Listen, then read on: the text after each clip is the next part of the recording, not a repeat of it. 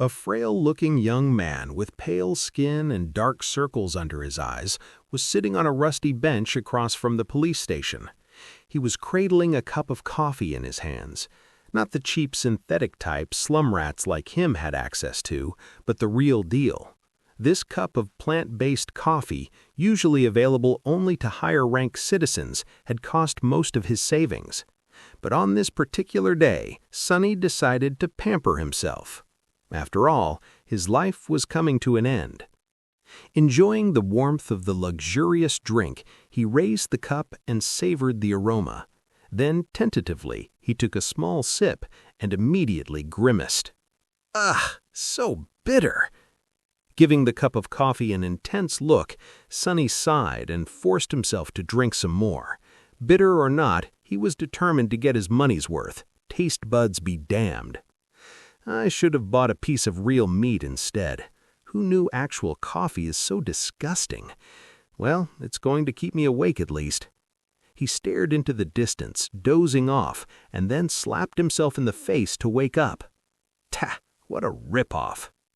Shaking his head and cursing, Sonny finished the coffee and stood up. Rich people living in this part of the city were rushing past the small park on their way to work, staring at him with strange expressions. Looking haggard in his cheap clothes and from the lack of sleep, unhealthily thin and pale, Sonny was indeed out of his place here. Also, everyone seemed so tall. Watching them with a bit of envy, he tossed the cup into a garbage bin. I guess that's what 3 full meals a day would do to you. The cup missed the bin by a wide margin and fell on the ground. Sonny rolled his eyes in exasperation, walked over and picked it up before carefully putting it in the trash. Then, with a slight grin, he crossed the street and entered the police station. Inside, a tired-looking officer gave him a quick glance and frowned with obvious distaste. "Are you lost, boy?" Sonny looked around with curiosity, noting reinforced armor plates on the walls and poorly hidden turret nests in the ceiling. The officer, too, looked scruffy and mean. At least police stations remain the same wherever you go. "Hey, I'm talking to you." Sonny cleared his throat. No." Then he scratched the back of his head and added, "As demanded by the 3rd Special Directive, I am here to surrender myself as a carrier of the nightmare spell." The officer's expression instantly changed from irritated to wary. He looked the young man over once again, this time with piercing intensity. "Are you sure you are infected? When did you start showing symptoms?" Sonny shrugged. "A week ago?" The officer became visibly paler. "Shit."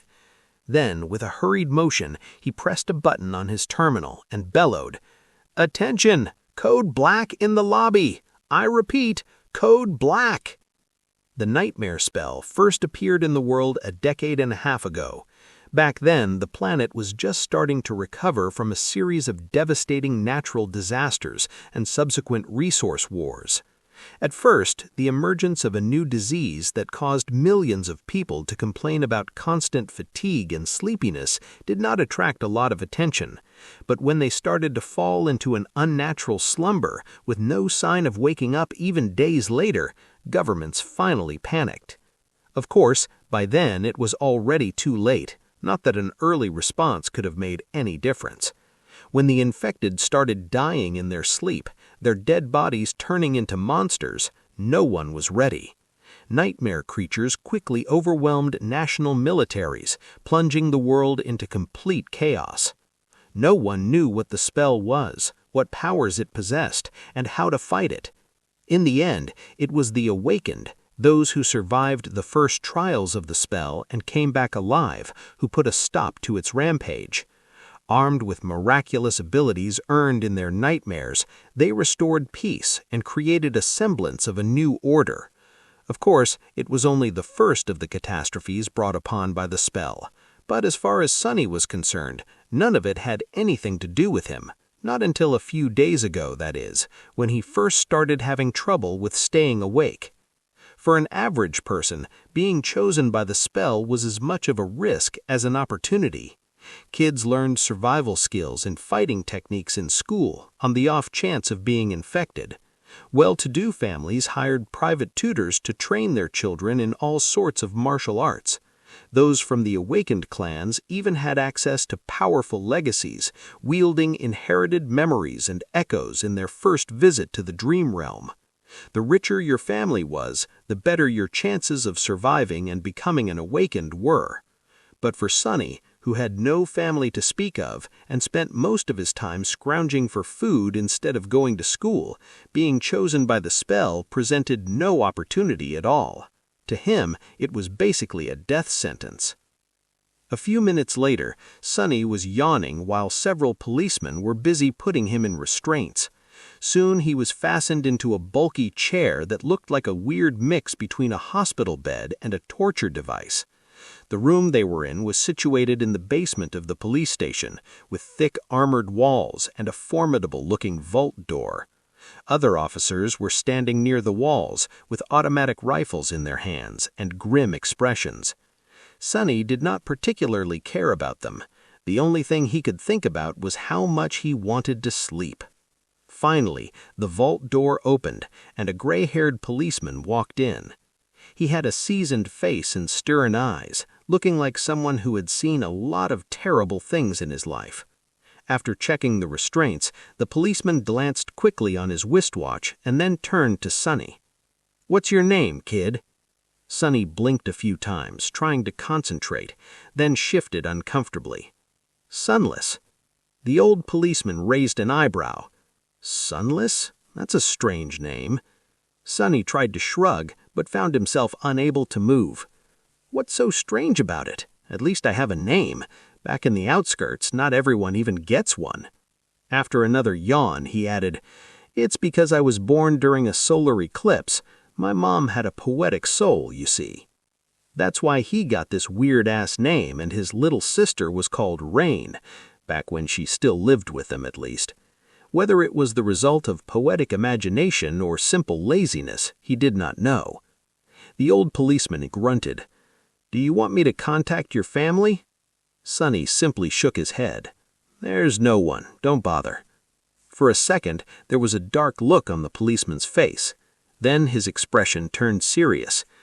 "All right, Sunless. How long can you stay awake?" Not long." The old policeman sighed. "So we don't have time for the full procedure. Try to resist as long as you can, and listen to me very carefully, okay?" Not waiting for a response, he added, "How much do you know about the nightmare spell?" Sonny gave him a questioning look. "As much as anyone, I guess. Who doesn't know about the spell?" "Not the fancy stuff you see in dramas and hear in the propaganda broadcasts. I mean how much you really know." "That's a hard question to answer.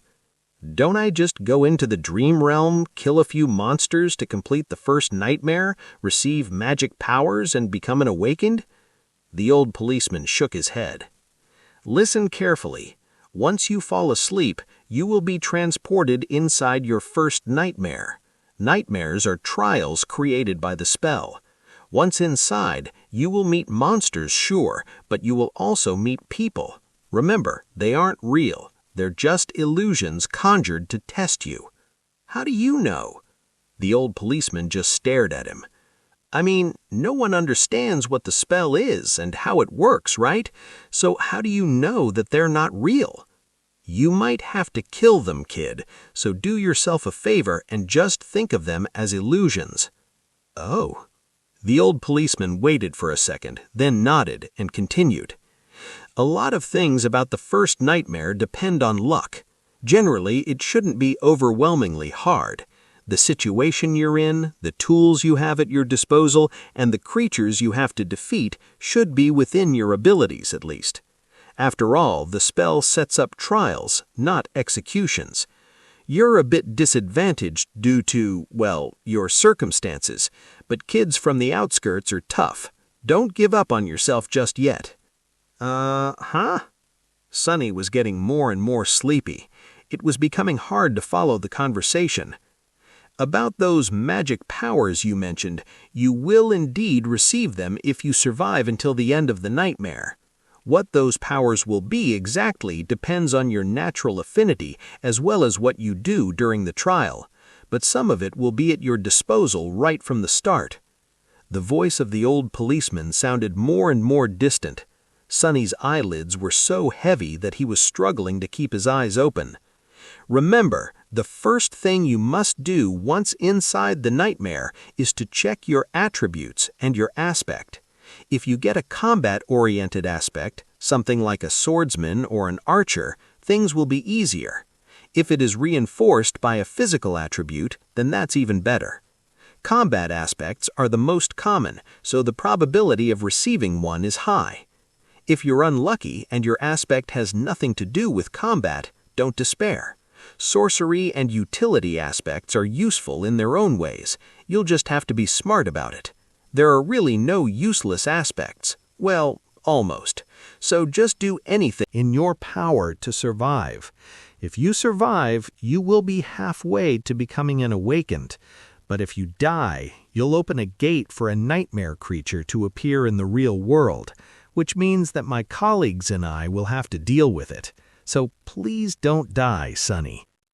Already half asleep, Sonny felt a bit touched by the policeman's words. Or at least try to not die right away. The nearest awakened won't be able to get here for a few hours, so we would really appreciate it if you don't make us fight that thing ourselves. What? With that last thought, Sonny finally slipped into a deep slumber. Everything became black, and then in the darkness, a faintly familiar voice rang. Aspirant, welcome to the nightmare spell. Prepare for your first trial. Sonny dreamt of a mountain. Jagged and lonesome, it dwarfed other peaks of the mountain chain, cutting the night sky with its sharp edges. A radiant moon bathed its slopes in the ghostly pale light. On one of the slopes, the remnants of an old road stubbornly clung to the rocks. Here and there, weathered paved stones could be seen through the snow. To the right side of the road, a sheer cliff face rose as an impregnable wall. To the left, a silent black sea of nothingness indicated an endless fall. Strong winds crashed into the mountain over and over again, screaming in powerless rage. Suddenly, the moon fell over the horizon. The sun rose from the west, streaked across the sky, and disappeared in the east. Snowflakes jumped from the ground and returned into the embrace of clouds. Sonny realized that he was seeing the flow of time in reverse. In an instant, hundreds of years flew by. The snow retreated, bearing the old road. Cold shivers ran down Sonny's back as he noticed human bones littering the ground. A moment later, the bones were gone, and in their place, a slave caravan appeared, moving backwards down the mountain in the clamor of chains. Time slowed, stopped, and then resumed its usual pace.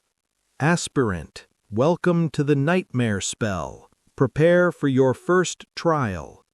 What? What the hell is this? Step, step, another step. A dull ache was radiating through Sonny's bleeding feet as he was shivering from cold. His threadbare tunic was merely useless against the biting wind. His wrists were the main source of agony. Badly hurt by the iron shackles, they sent a sharp pang of pain every time the freezing metal touched his broken skin. What kind of a situation is this? Sonny looked up and down, noticing a long chain winding up the road with dozens and dozens of hollow-eyed people, slaves just like him, shackled to it at small intervals. Ahead of him, a man with broad shoulders and a bloodied back was walking with a measured gait. Behind him, a shifty-looking guy with quick, desperate eyes was quietly cursing under his breath in a language that Sonny did not know, but somehow still understood.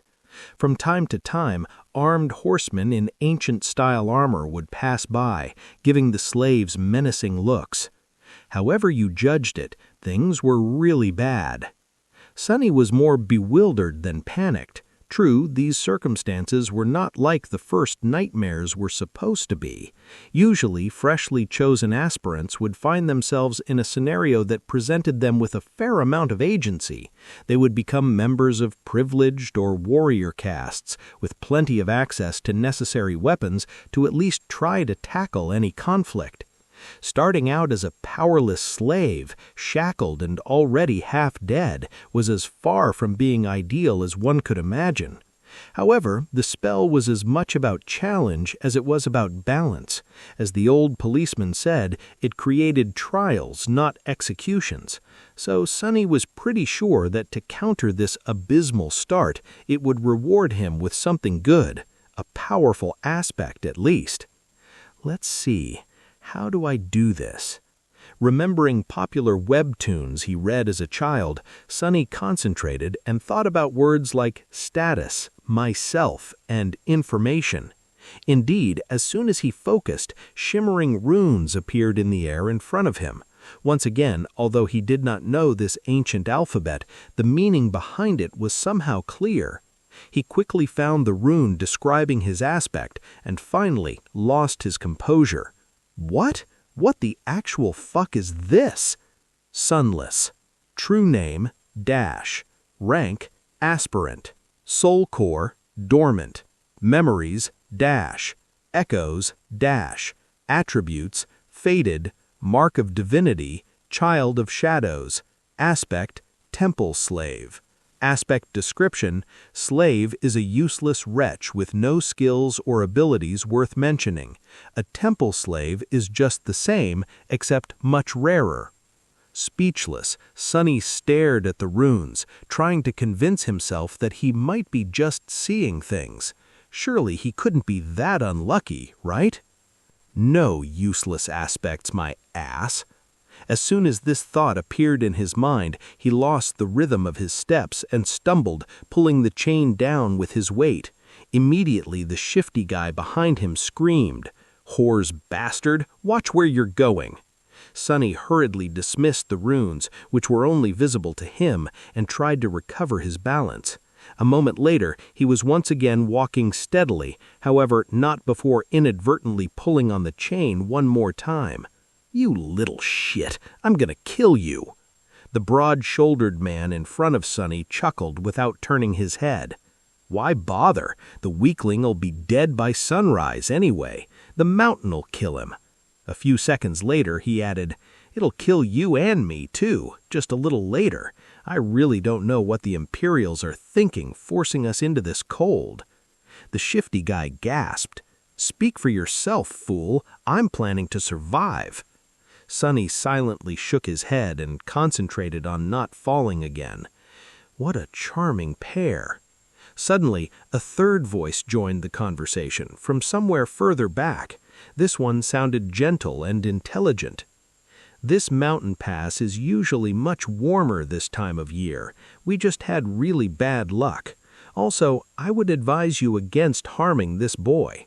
"Why's that?" Sonny turned his head slightly, listening. "Haven't you seen the markings on his skin? He is not like us who fell into slavery due to debts, crimes, or misfortune. He was born a slave, a temple slave to be precise. Not long ago, the Imperials destroyed the last temple of the Shadow God. I suspect that this is how the boy ended up here." The broad-shouldered man cast a look back. "So what? Why should we be afraid of a half-forgotten weakling god? He couldn't even save his own temples. The Empire is protected by the mighty war god. Of course they're not afraid to burn down a few temples. But we here are not protected by anything or anyone. Do you really want to risk angering a god?" The broad-shouldered man grunted, not willing to answer.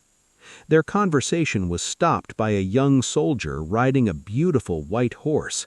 Clad in a simple leather cuirass, armed with a spear and a short sword, he looked dignified and noble. To Sonny's irritation, the asshole was really pretty, too. If this was a historical drama, the soldier would definitely be a male lead. What is going on here? There was no particular menace in his voice, even something resembling concern. When everyone hesitated, the gentle-voiced slave answered, "It's nothing, sir. We are all just tired and cold, especially our young friend over there. This journey is truly too hard for someone that young." The soldier looked at Sonny with pity. "What are you looking at? You're not much older than me," Sonny thought. Of course, he didn't say anything out loud. The soldier sighed and took a flask from his belt before extending it to Sonny. "Bear with it a little more, child. We will stop for the night soon. For now, here, drink some water."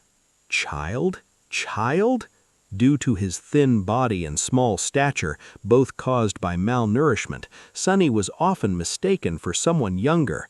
Usually he didn't hesitate to use it to his advantage, but now, for some reason, being called a child really irked him. Still, he was really thirsty. He was just about to take the flask when a whip cracked in the air, and suddenly Sonny was in a world of pain. He stumbled, once again pulling on the chain and causing the shifty slave behind him to curse. Another soldier, this one older and angrier, stopped his horse a few steps back. The whip that sliced the back of Sonny's tunic open and drew blood belonged to him. Without even glancing at the slaves, the older soldier pierced his younger colleague with a disdainful glare. "What are you doing?" The young soldier's face darkened. "I was just giving this boy some water. He'll receive water with the rest of them once we camp. But shut your mouth. These slaves are not your friends, understood? They're not even people. Treat them like people and they'll begin to imagine things." The young soldier looked at Sonny, then lowered his head and put the flask back on his belt.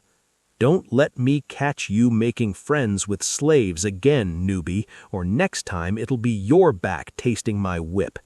As if to illustrate his intention, the older soldier cracked his whip in the air and rode past them, radiating threat and anger. Sonny watched him go with well-concealed malice. "I don't know how, but I will watch you die first." Then he turned his head and glanced in the direction of the younger soldier, who was falling behind with his head still lowered.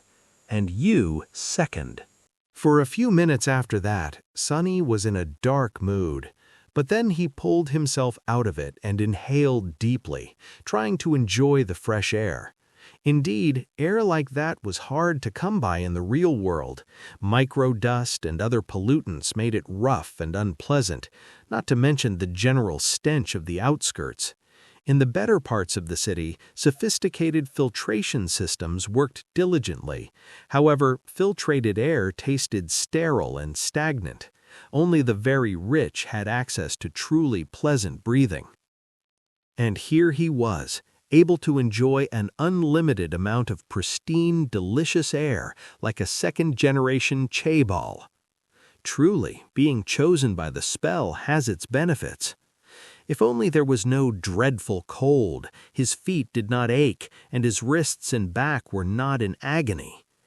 The slave caravan slowly dragged itself up the mountain, with more and more slaves stumbling and periodically falling to the ground. A couple of times, those who could not walk anymore were taken off the chain and unceremoniously tossed off the road, down into the abyss that loomed to the left of it. Sonny watched them fall with a bit of compassion. Poor fellows. Rest in peace, you pitiful souls.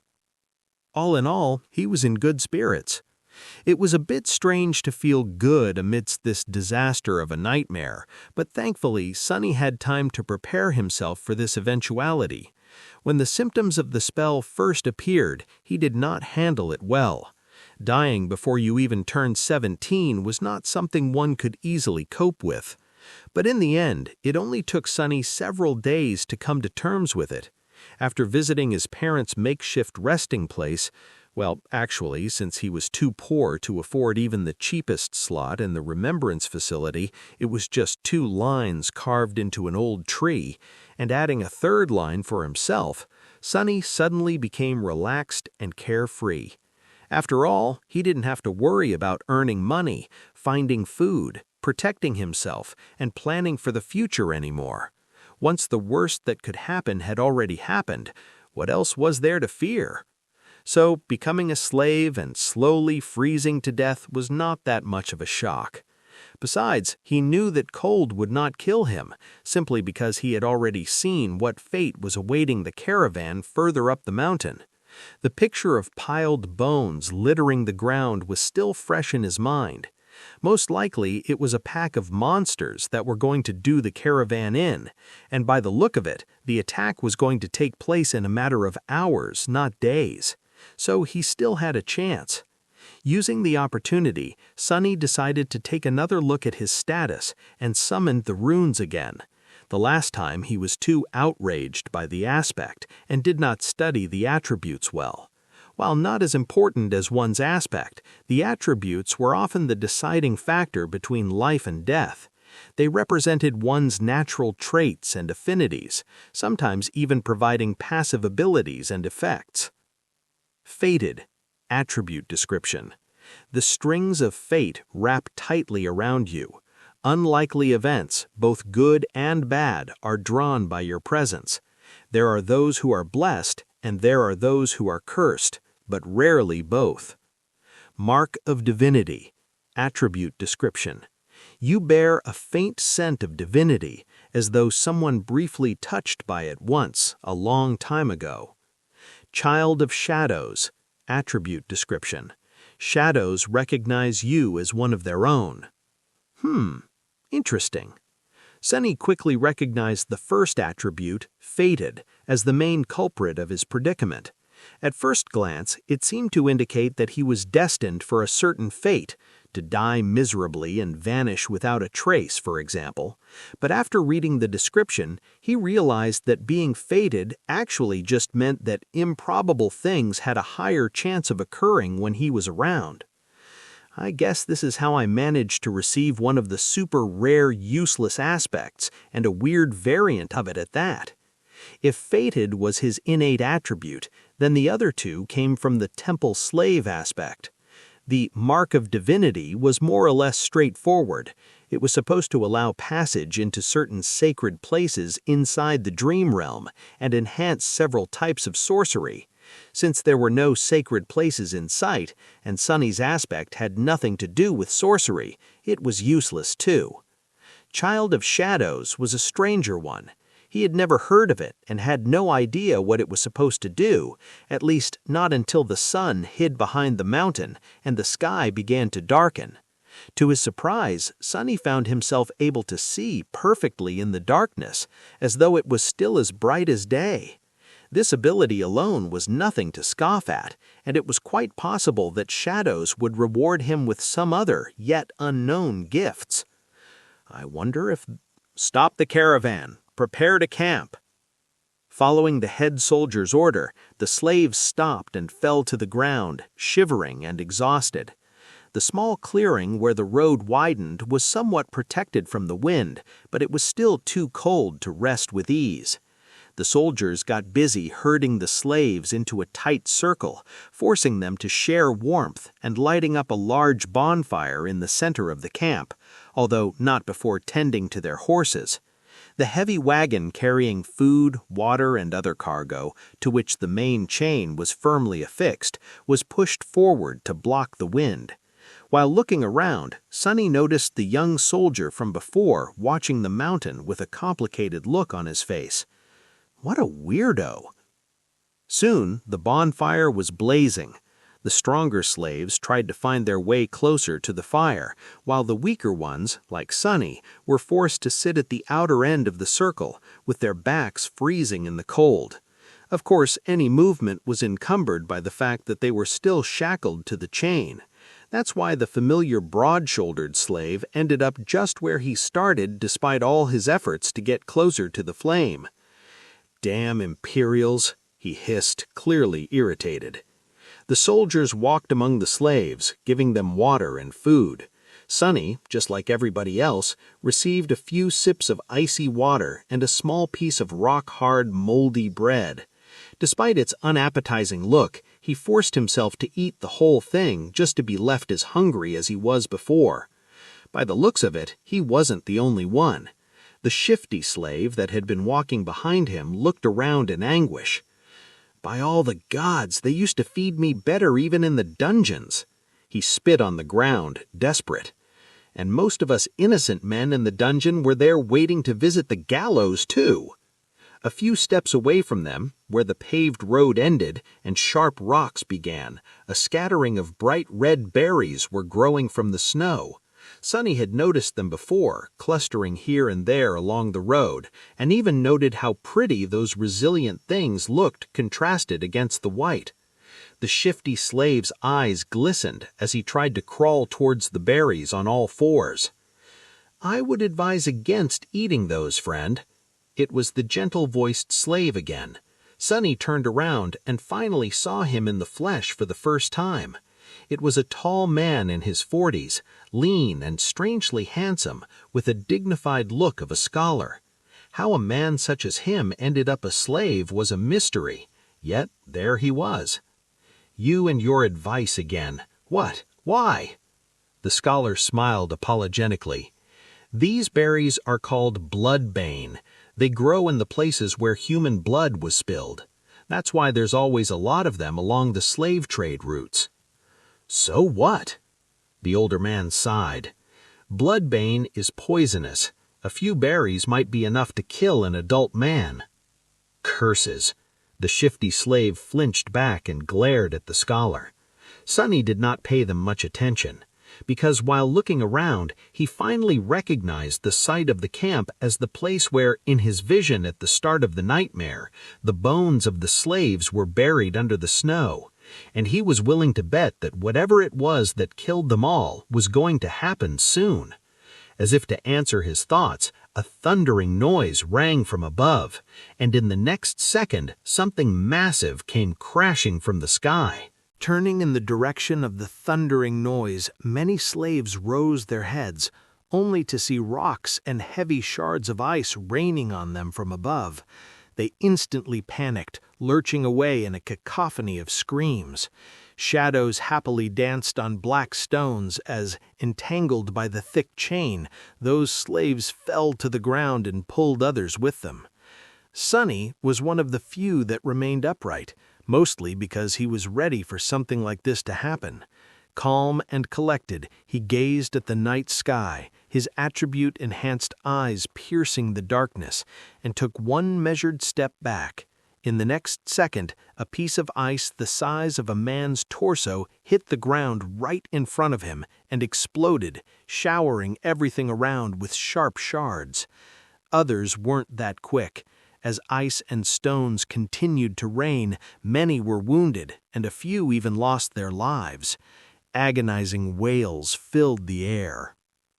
"On your feet, fools! Get to the wall!" The veteran soldier, the one who had whipped Sonny a few hours before, was shouting angrily, trying to get the slaves to move towards the relative safety of the mountain slope.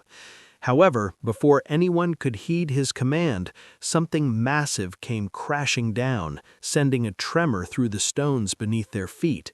It fell right between the caravan and the mountain wall, plunging everything into silence for a few seconds. At first, it looked like a lump of dirty snow, roughly round in shape and as tall as a mounted horseman.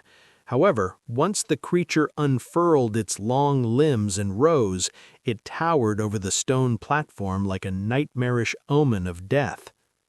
"That thing must be at least 4 meters tall," Sonny thought, a bit stunned.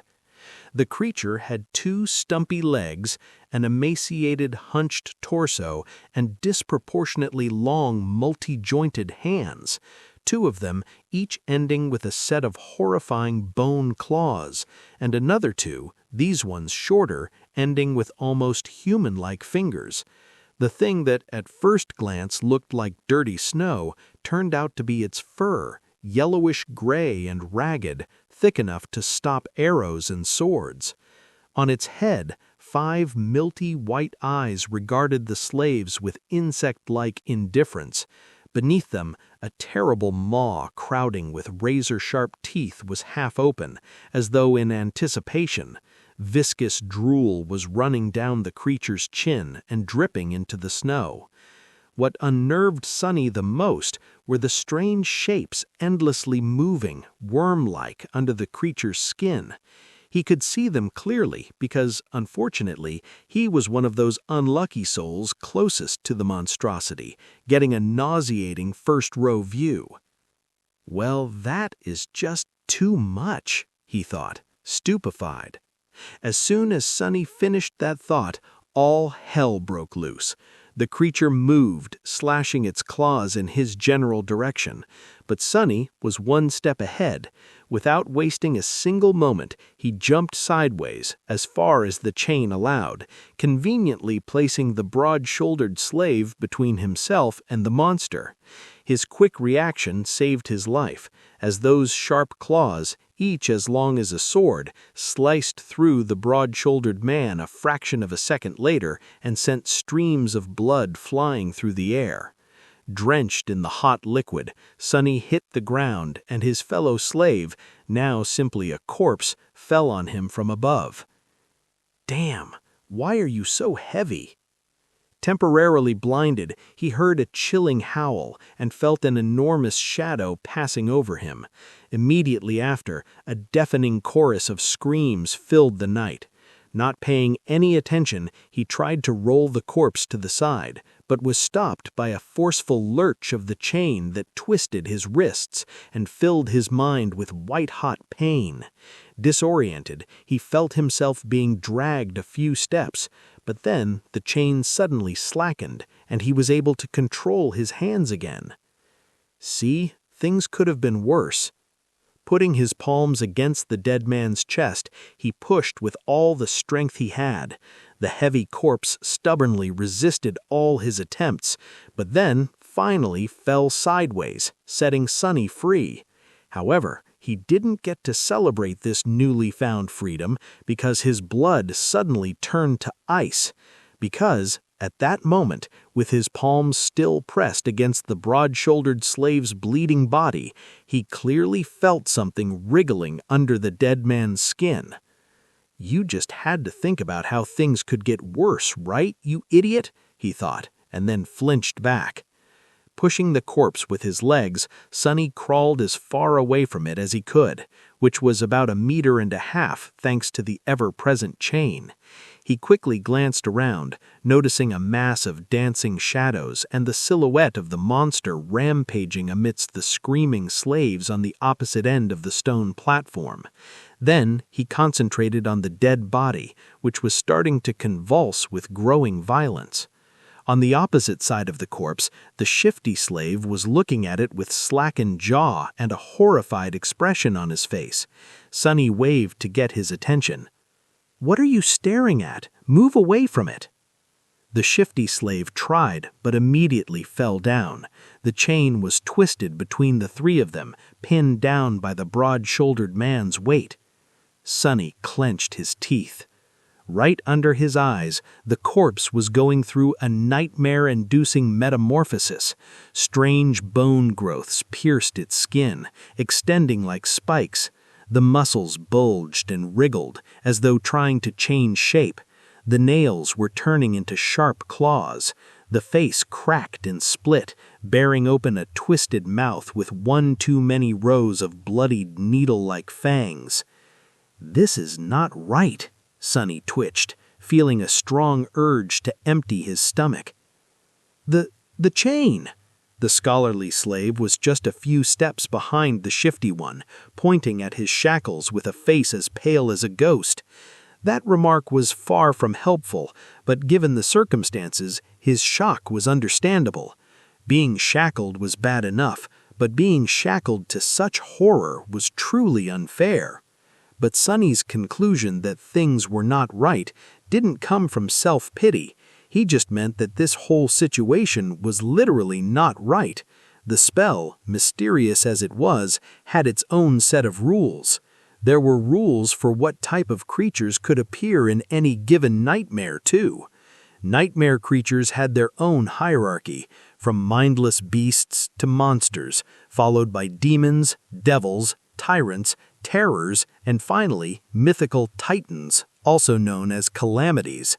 The first nightmare was almost always populated with beasts and monsters, rarely with a demon mixed in, and Sunny had never ever heard of anything stronger than a single devil appearing in it. But the creature had just created a lesser version of itself, an ability that belonged exclusively to tyrants, the sovereigns of the nightmare spell, and those above them. What was this tyrant even doing in a first nightmare? How powerful was that damn attribute fated? But there was no time to ponder. Unfair or not, there was only one person now who could save Sunny, himself. The broad-shouldered man, what was left of him, slowly rose, his mouth producing strange clicking noises. Without giving him time to fully come into his senses, Sunny cursed and jumped forward, grabbing onto the length of the slackened chain. One arm of the monster, now fully equipped with 5 jagged claws, shot forward to meet him, but Sunny sidestepped it with one calculated movement. What saved his skin this time was not quick reaction, but simple presence of mind. Sunny might not have learned any fancy combat techniques, since his childhood was spent on the streets instead of a school, but the streets were also a kind of teacher. He had spent his whole life fighting for survival, quite often literally. That experience allowed him to keep a cool head on his shoulders in the midst of any conflict. So, instead of freezing or being consumed by fear and doubt, he just acted. Stepping close, he threw the chain around the monster's shoulders and pulled, pinning its hands to its body. Before the creature, still slow and groggy from its transformation, could properly react, Sunny wrapped the chain around it several times, barely saving his face from being bitten off by the creature's terrifying maw. The good thing was, the monster couldn't move its hands. The bad thing was, the length of the chain he used to immobilize it was gone, leaving almost no distance between them. "You two," Sunny screamed, addressing his 2 fellow slaves, "pull on that chain as though your lives depend on it." Because they were. The shifty slave and the scholar gaped at him, and then, understanding what he was thinking, started to move. Grabbing the chain from the opposite directions, they pulled as hard as they could, tightening its grip on the monster and not letting it shake loose. Great, Sunny thought. The monster bulged its muscles, trying to break free. The chain creaked, caught on the bone spikes, as though slowly breaking apart. Not so great. Without wasting any more time, he threw his hands in the air and caught the monster's neck with the short, thinner chain connecting his shackles together. Then he circled the monster with a quick step and pulled, ending up back to back with it, as far away from its maw as he could. Sunny knew that he wasn't strong enough to strangle a man with his bare hands, let alone a weird, terrifying mutant like the one trying to eat him. But now, using his own back as a lever and the weight of his whole body to pull the shackles down, he at least stood a chance. He pulled down with all his might, feeling the monster's body pressing against him, bone spikes brushing against his skin. The monster continued to struggle, clicking loudly and trying to break the chain tying him down apart. Now it was just a question of what would break first, the chain or the monster itself. "Die! Die, you bastard!" Sweat and blood were rolling down Sunny's face as he was pulling and pulling and pulling down with as much force as he could muster. Every second felt like an eternity. His strength and stamina, what little he had to begin with, were quickly running out. His wounded back, wrists, and muscles pierced by the bone spikes were in agony. And then, finally, Sunny felt the monster's body go limp. A moment later, a faintly familiar voice rang in the air. It was the most beautiful sound he had ever heard. "You have slain a dormant beast, Mountain King's larva. You have slain a dormant beast, Mountain King's larva." Sunny fell to his knees, breathless. His whole body felt as though it just went through a meat grinder. Even large amounts of adrenaline could not wash away all the pain and exhaustion. and yet he was exhilarated. The satisfaction of killing the larva was so vast that he even forgot to be disappointed about not receiving a memory, the special item tied to a dream realm inhabitant's essence, which was sometimes awarded by the spell to the triumphant awakened. A magic sword or a suit of armor would have come in handy right about now. Damn, he would even settle for a warm coat. 3 seconds. You can rest for 3 more seconds, Sonny thought. After all, the nightmare was far from over. A few moments later, he forced himself to come back to his senses and looked around, trying to ascertain the situation. The larva was dead, which was great. However, he was still tied to it by the damn chain. The shifty slave and the scholar, both pale as death, were busy untangling it to buy the 3 of them at least some freedom of movement. Further away, torn bodies and pieces of flesh were lying on the ground. Many slaves were killed. A few had somehow managed to escape and were now running away. Fools, they're dooming themselves. The chain, as it turns out, was at some point broken in 2. That's why it suddenly slackened when Sonny was being dragged by the mass of panicking slaves. If their shackles had a less sophisticated locking mechanism, he could have tried to free himself now. However, each pair was fixed to a specific link. Without unlocking them, no one was going anywhere. The tyrant, Mountain King presumably, was hidden from sight by the bright glow of the bonfire. However, Sonny could feel its movements due to the subtle tremors spreading through the stones, as well as the desperate screams of those slaves who were yet to perish. An angry bellow or 2 could also be heard, indicating that some of the soldiers were still alive, desperately trying to fight the monstrosity off. What pulled his attention the most, though, was the fact that several of the maimed bodies were starting to move. More larvae? His eyes widened. One after another, 4 more corpses slowly rose to their feet. Each beast looked as disgusting as the first one had, and not a bit less deadly. The nearest was mere meters away from Sonny. Damn it all, he thought. And then, weakly, I want to wake up. As strange clicking filled the air, one of the beasts turned its head toward the 3 slaves and gnashed its fangs. Shifty fell on his ass, whispering a prayer, while Scholar just froze in place. Sonny's eyes darted to the ground, trying to find something to use as a weapon, but there was not a single thing he could use. Full of vitriol, he simply wrapped a length of chain around the knuckles and raised his fists. Come at me, you bastard! The larva dashed forward with incredible speed in a flurry of claws, fangs, and terror.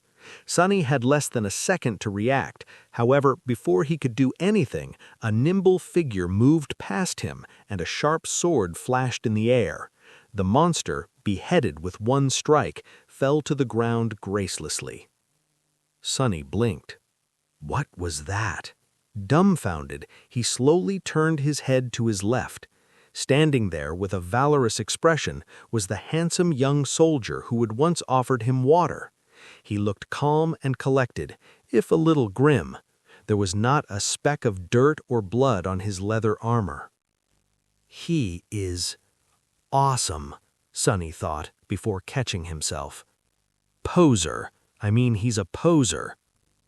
With a short nod, the soldier moved forward to face the remaining 3 larvae. But after taking a few steps, he suddenly turned around and gave Sonny a long look.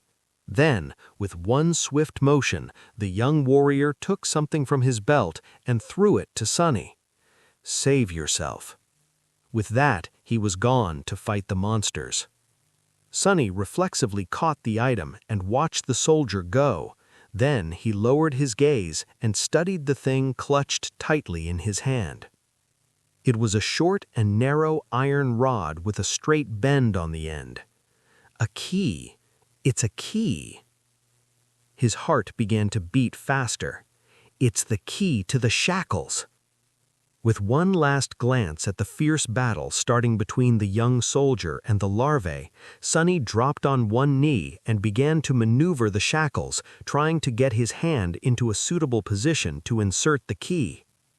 It took him a few tries to understand how the unfamiliar lock worked, but then, finally, there was a satisfying click, and he was suddenly free. The cold wind caressed his bloody wrists. He rubbed them and smiled with a dark gleam in his eyes. Just you wait now.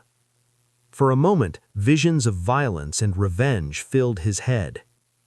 "Boy, over here!" Shifty was waving his hands in the air, trying to get his attention. Sonny briefly considered just leaving him to die, but then decided against it. There was strength in numbers. Plus, despite Shifty's previous threats to kill him and overall unpleasantness, Sonny would have felt bad leaving a fellow slave in chains, especially since freeing him would cost nothing. He hurried over to the other two slaves and quickly unlocked their shackles. As soon as Shifty was free, he pushed Sonny away and did a little dance, laughing like a maniac. "Ah, free at last! Gods must be smiling upon us." Scholar was more reserved. He squeezed Sonny's shoulder in gratitude and smiled weakly, casting a tense look in the direction of the ensuing fight. Two of the three larvae were already dead. The third one was missing an arm, but still trying to tear its opponent apart. The young soldier danced around it, moving with a graceful fluidity of a natural-born warrior. "What are you waiting for? Run!" Shifty made a move to run away, but was stopped by Scholar. "My friend, I would... If you say advise again, I swear to gods I will bash your head open." The two slaves looked at each other with open animosity. A moment later, Scholar lowered his eyes and sighed. "If we run away now, we will surely die." "Why?" The older slave simply pointed at the tall bonfire. "Because without that fire, we will freeze to death before the night is over. Until the sun rises, running away is suicide." Sonny did not say anything, knowing that Scholar was right. Actually, he realized it just after strangling the larva. No matter how terrible Mountain King was, the bonfire was still their only lifeline in this frozen hell. It was just as what the broad-shouldered slave, may he rest in peace, had said. There was no need for anyone to kill them, because the mountain itself would do it if given a chance. "So what do you want? I prefer freezing to death than being eaten by that monster anyway, not to mention, turning into one of those things." Shifty was pretending to be brave, but there was no conviction in his voice. He glanced at the darkness surrounding the stone platform and shivered before taking a small step back. At this point, the third larva was long dead, and the young soldier was nowhere to be seen. He had probably gone to join the fight at the other side of the bonfire, leaving the three slaves alone at the mountainside part of the stone platform. Scholar cleared his throat. The monster might be satiated with those it had already slain. It might be defeated or driven away by the Imperials. In any case, if we stay here, we have a chance to survive, however small. But if we run away, our doom will be certain. So what do we do? Unlike Scholar, Sonny was sure that Mountain King would not be satisfied with killing just most of the slaves. Nor did he believe that a bunch of mortals would really be able to defeat it. Even if they weren't normal people, but awakened, a fight with a tyrant was not something one could easily survive, let alone win. But if he wanted to live, he had to get rid of that thing somehow. "Let's go take a look." Shifty looked at him as though seeing a lunatic. "Are you insane? You want to get closer to that beast?" Sonny stared at him blankly, then shrugged and headed in the direction of the rampaging monster. Sonny was off to face against a nightmare creature, and not any creature at that, but one of the fifth category, a dreaded, fearsome tyrant.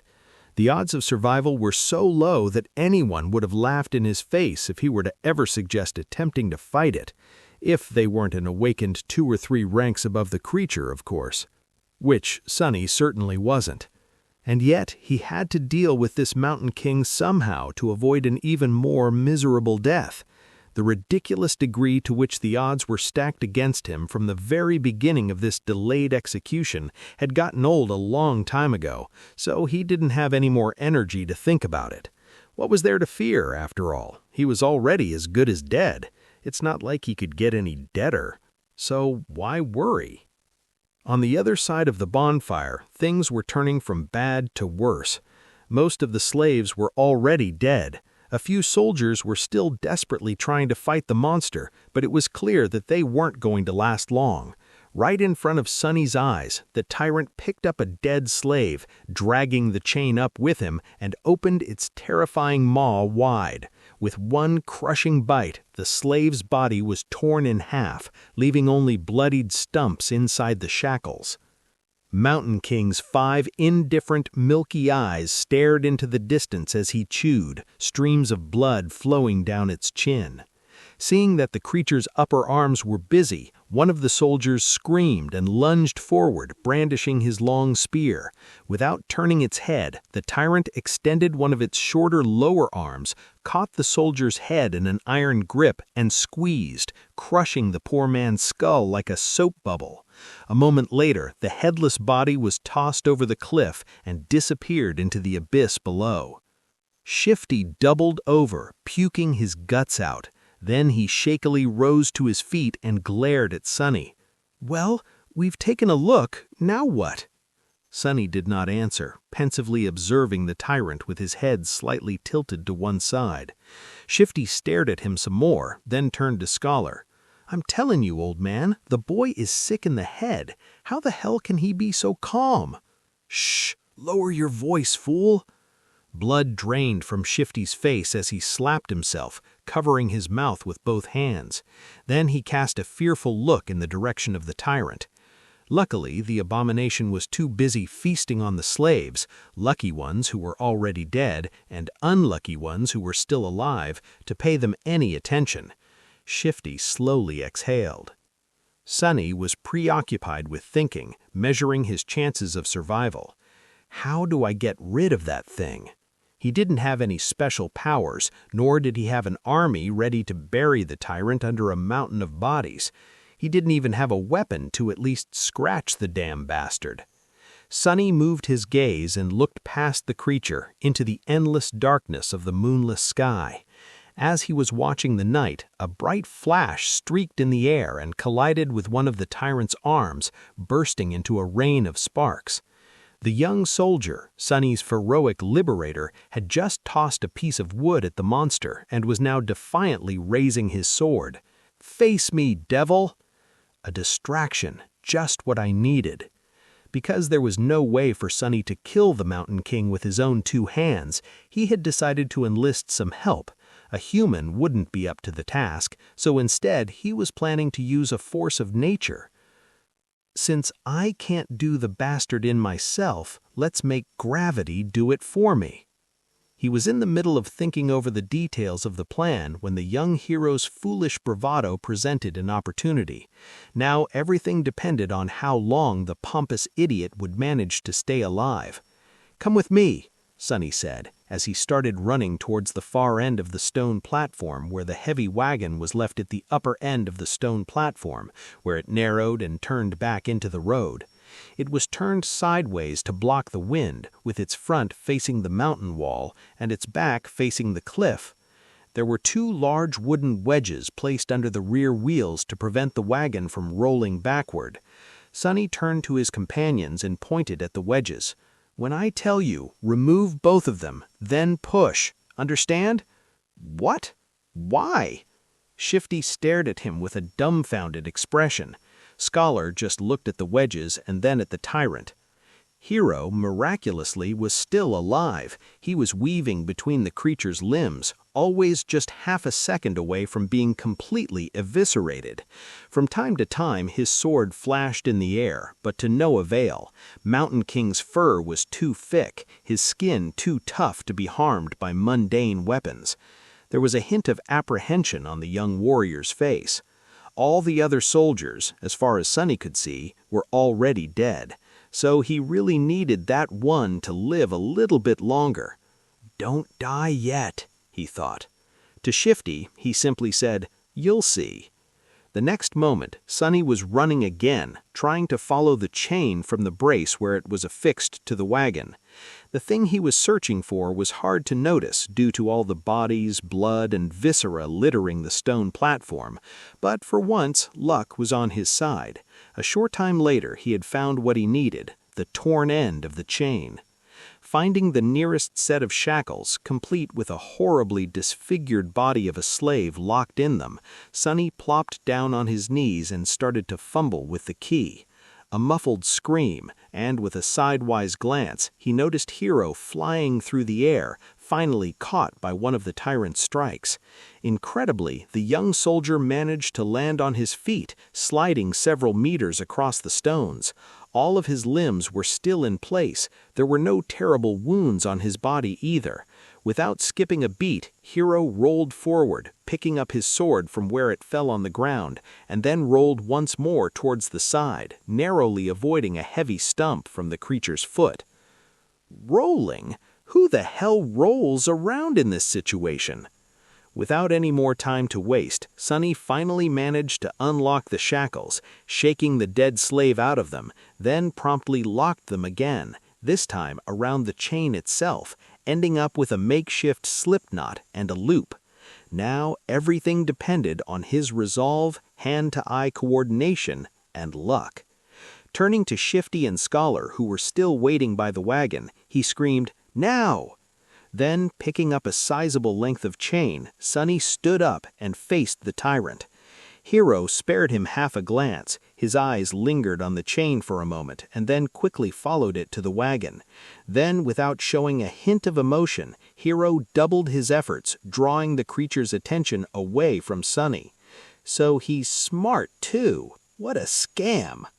Clearing his head of any unnecessary thoughts, Sonny concentrated on the weight of the chain in his hands, the distance between him and the tyrant, and his target. Time seemed to slow down a bit. Please don't miss.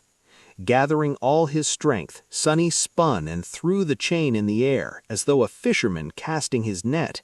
The loop opened as it flew, closing in on the position of the fight between Hero and the tyrant.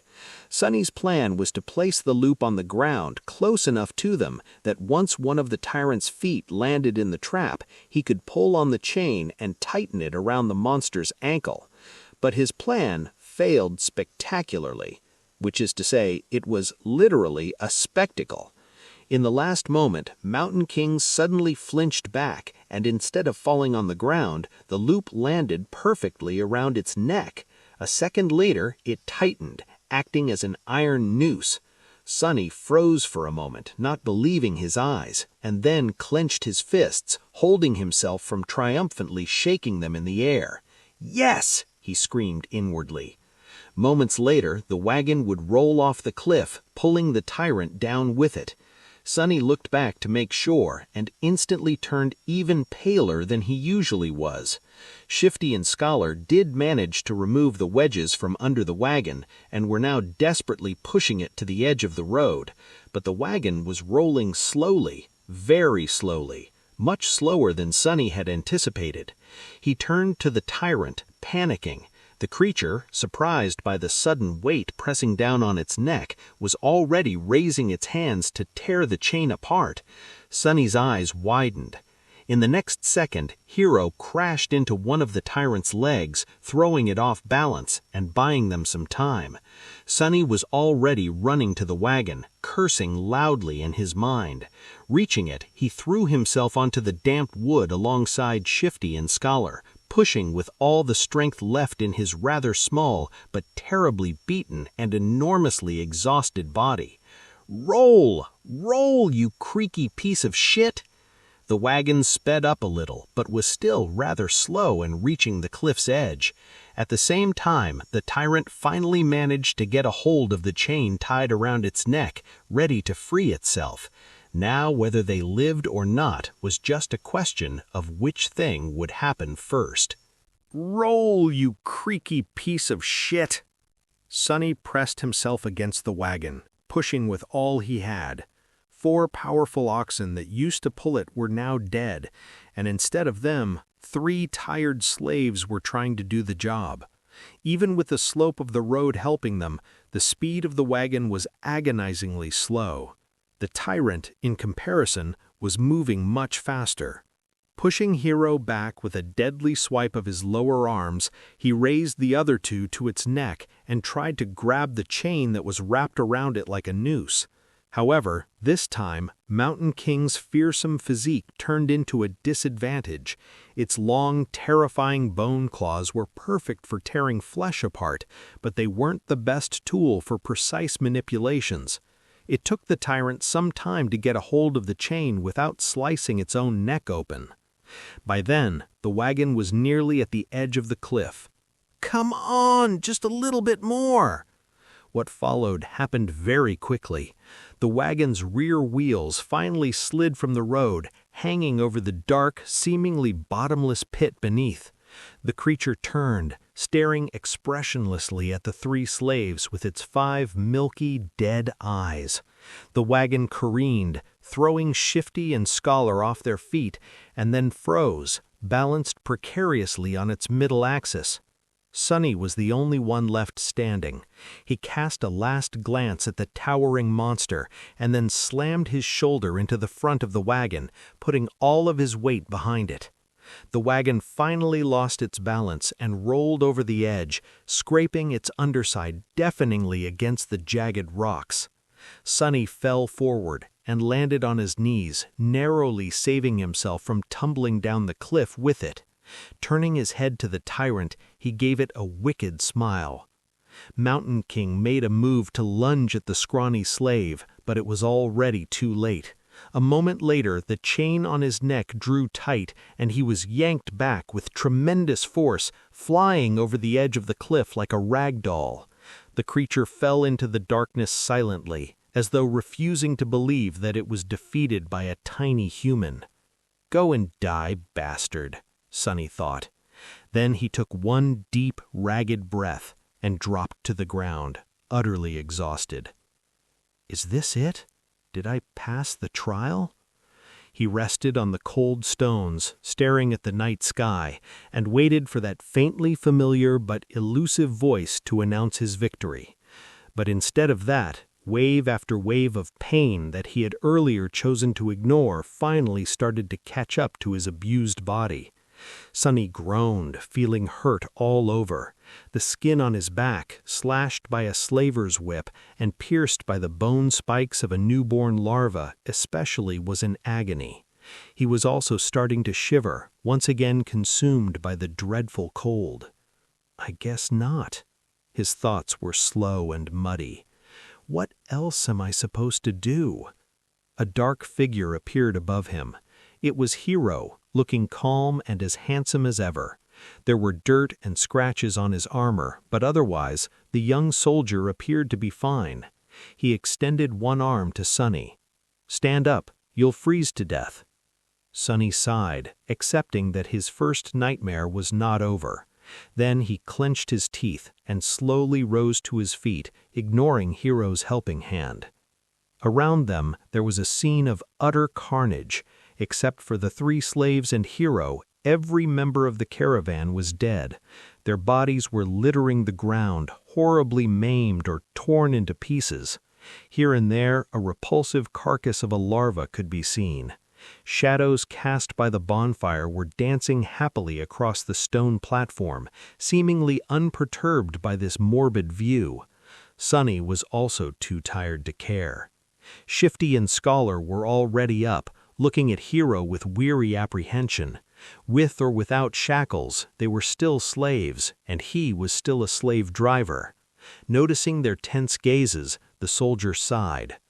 "Come closer to the fire, all of you. We need to warm ourselves and discuss what to do next." Without waiting for their response, Hero turned around and walked away. After hesitating for a few moments, the slaves followed. A little bit of time later, the 4 of them were seated around the bonfire, soaking up pleasant heat. Shifty and Scholar were close to each other, maintaining a safe distance from Hero.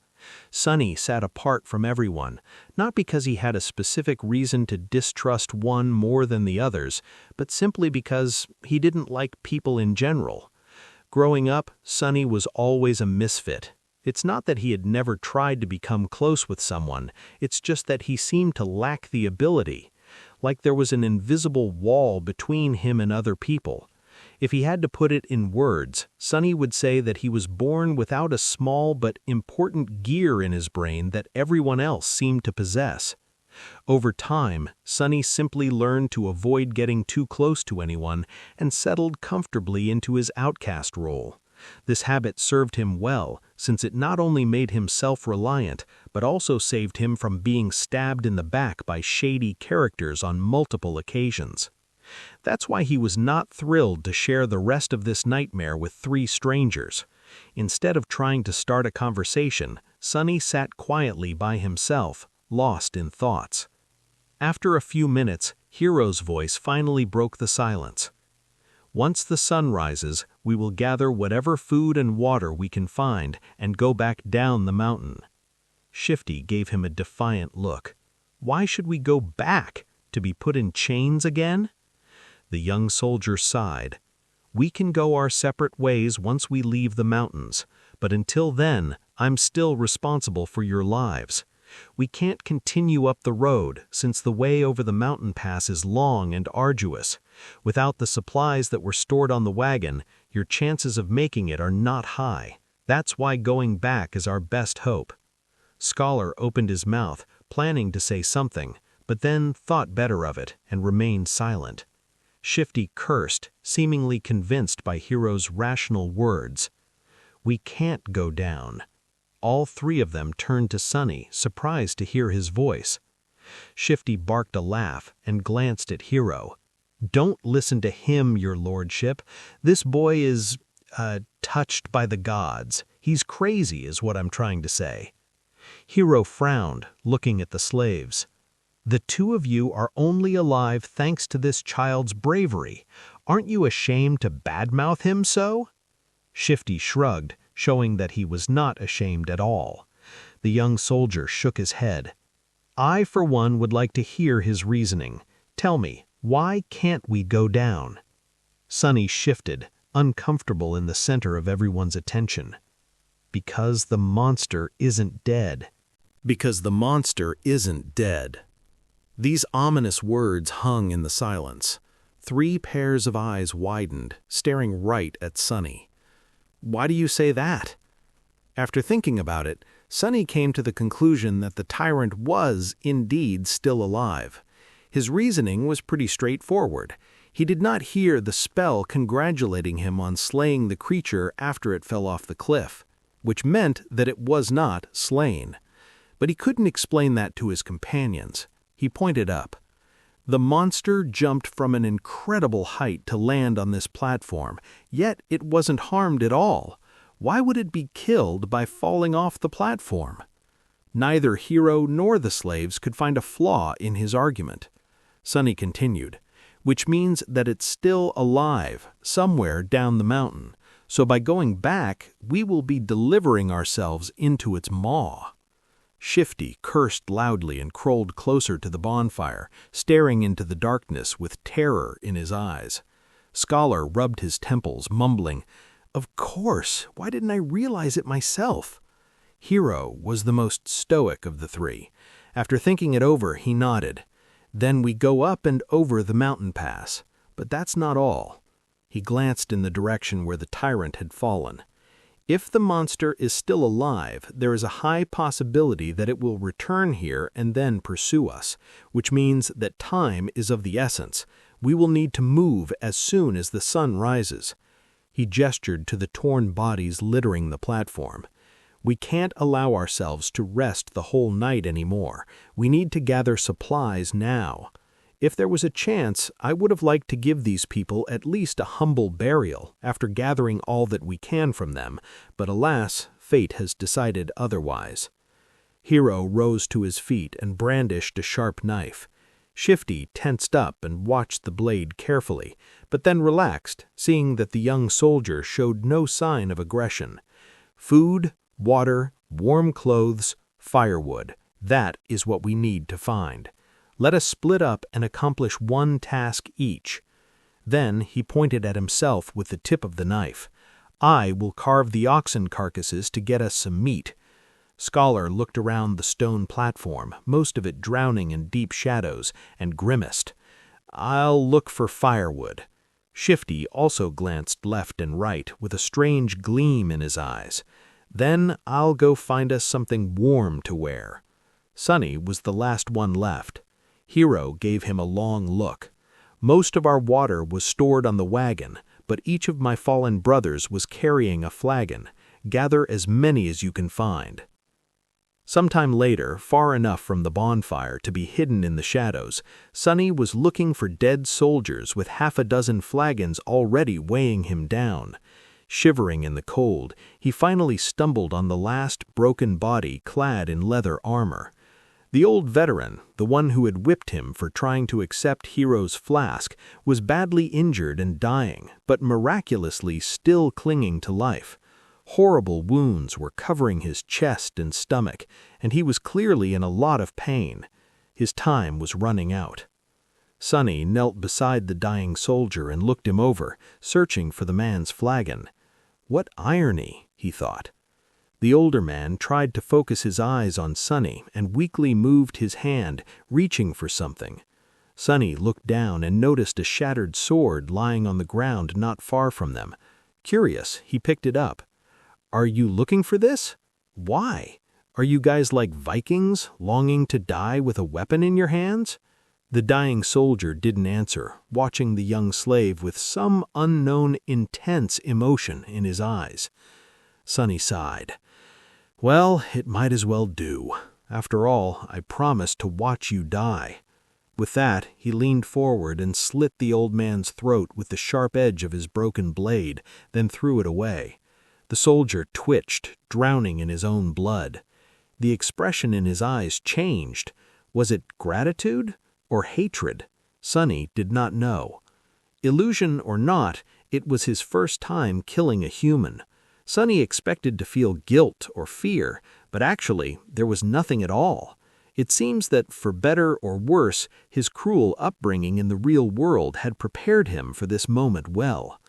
He sat quietly near the old man, keeping him company on this last journey. After a while, the spell's voice came whispering into his ear. "You have slain a dormant human, name unknown." Sonny flinched. "Oh, right. Killing people is also an achievement as far as the spell is concerned. They don't usually show this in webtoons and dramas." He registered that fact and put it away. But as it turned out, the spell wasn't done speaking. "You have received a memory." Sonny froze, opening his eyes wide. "Yes, come on, give me something good." Memories could be anything, from weapons to enchanted items. One received from a dormant rank enemy wouldn't be too powerful, but it was still a boon, weightless and undetectable, able to be summoned from nothingness with a simple thought. A memory was incredibly useful, and what's more, he would be able to bring it back with him to the real world. The advantage of having something like that back in the outskirts was hard to overestimate. "A weapon! Give me a sword!" "You have received a memory, Silver Bell." Sonny sighed, disappointed. Well, with my luck, what was I expecting? Still, this thing was worth investigating. Maybe it had a powerful enchantment, like being able to send out destructive sonic waves or repelling incoming projectiles. Sonny summoned the runes and concentrated on the words, "Silver Bell." Immediately, an image of a small bell appeared before his eyes, with a short string of text below. "Silver Bell, a small memento of a long-lost home, which once brought its owner comfort and joy. Its clear ringing can be heard from miles away." What a piece of crap, Sonny thought, dejected. His first memory turned out to be pretty much useless, like everything else he possessed. He was almost starting to see a theme in how the spell was treating him. No matter. Sonny dismissed the runes, and then got busy removing the dead man's fur cloak and warm, sturdy leather boots. As an officer, the quality of these clothes was a notch above those of the simple soldiers. After putting them on, the young slave finally felt warm for the first time since the nightmare began, not considering the short time he had spent near the bonfire. Perfect, he thought. The cloak was a bit bloodied, but then again, so was Sonny. He looked around, easily piercing the veil of darkness with his tenebrous eyes. Hero and Scholar were still in the middle of their tasks. Shifty was supposed to be looking for winter clothes, but was greedily pulling rings off the dead men's fingers instead. Unseen to them, Sonny hesitated, considering if he had really thought things through well. His companions were unreliable. The future was too uncertain. Even the requirements of passing the nightmare were a mystery. Any decision he could make would have been a gamble at best. Still, he had to make some if he wanted to survive. Not wasting any more time thinking, Sonny picked up the flagons and sighed. They spent the rest of the night sitting with their backs against the bonfire, fearfully staring into the night. Despite the exhaustion, no one could sleep. The possibility of the tyrant coming back to finish the 4 survivors was too frightening. Only Hero seemed to be fine, calmly sharpening his sword in the bright light of the dancing flames. The sound of the whetstone scraping against the blade was somehow comforting. At the break of dawn, when the sun had lazily begun to warm up the air, they loaded themselves with all the supplies they had managed to gather and set out into the cold. Sonny looked back, taking in the sight of the stone platform for the last time. He had managed to get past the place where the slave caravan was supposed to perish. What was going to happen next, no one could tell. There was a problem. They were planning to follow the road up to the mountain pass and then over it, getting as far away from the scene of the massacre as they could before the night came. However, the road was no more. At some point during the last months, or maybe even just yesterday, a terrible rockfall occurred, obliterating whole segments of the narrow roadway and making its other parts untraversable. Sonny stood on the precipice of a vast chasm, looking down with no particular expression on his face. What do we do now? Scholar's voice was muffled by the collar of his scavenged fur cloak. His follower, Shifty, angrily looked around. His gaze stopped at Sonny, a suitable victim to vent his frustration. "I'll tell you what we need to do. Get rid of some dead weight." He eyed Sonny's fine boots and turned to Hero. "Listen, your lordship, the boy is too weak. He is slowing us down. Plus, he's weird. Doesn't he give you the creeps?" The young soldier answered with a judgmental frown, but Shifty wasn't done. Look how he's glaring at me. I swear to gods, ever since he joined the caravan, nothing had gone right. Maybe the old man was right. The boy is cursed by the shadow god." Sonny struggled to not roll his eyes. It was true that he was unlucky. However, the whole truth was opposite to what Shifty was trying to insinuate. It was not that he had attracted misfortune to the slave caravan. On the contrary, it was because the caravan was doomed to begin with that he had ended up here. Scholar cleared his throat. "But I've never said that." "Whatever. Shouldn't we get rid of him just in case? He can't go on for much longer anyway." Scholar gave Sonny a strange look. Perhaps Sonny was getting paranoid, but there seemed to be a bit of calculating coldness in the older slave's eyes. Finally, Scholar shook his head. "Don't be too hasty, my friend. The boy might prove useful later on." "But," Hero finally spoke, putting an end to their quarrel, "we're not going to leave anyone behind. As for how much longer he'll be able to endure, just worry about yourself." Shifty clenched his teeth, but then just waved a hand. "Fine, so what do we do then?" The 4 of them looked at the broken road, then down the slope of the mountain, and finally up, where a sheer cliff wall was broken apart by the falling rocks. After a bit of silence, finally Scholar spoke. "Actually, in the old days, there used to be a path leading to the peak of the mountain. It was sometimes used by pilgrims. Later, the Empire had widened parts of the path and built a proper road on top of it, now leading to the mountain pass instead of the peak, of course. He looked up.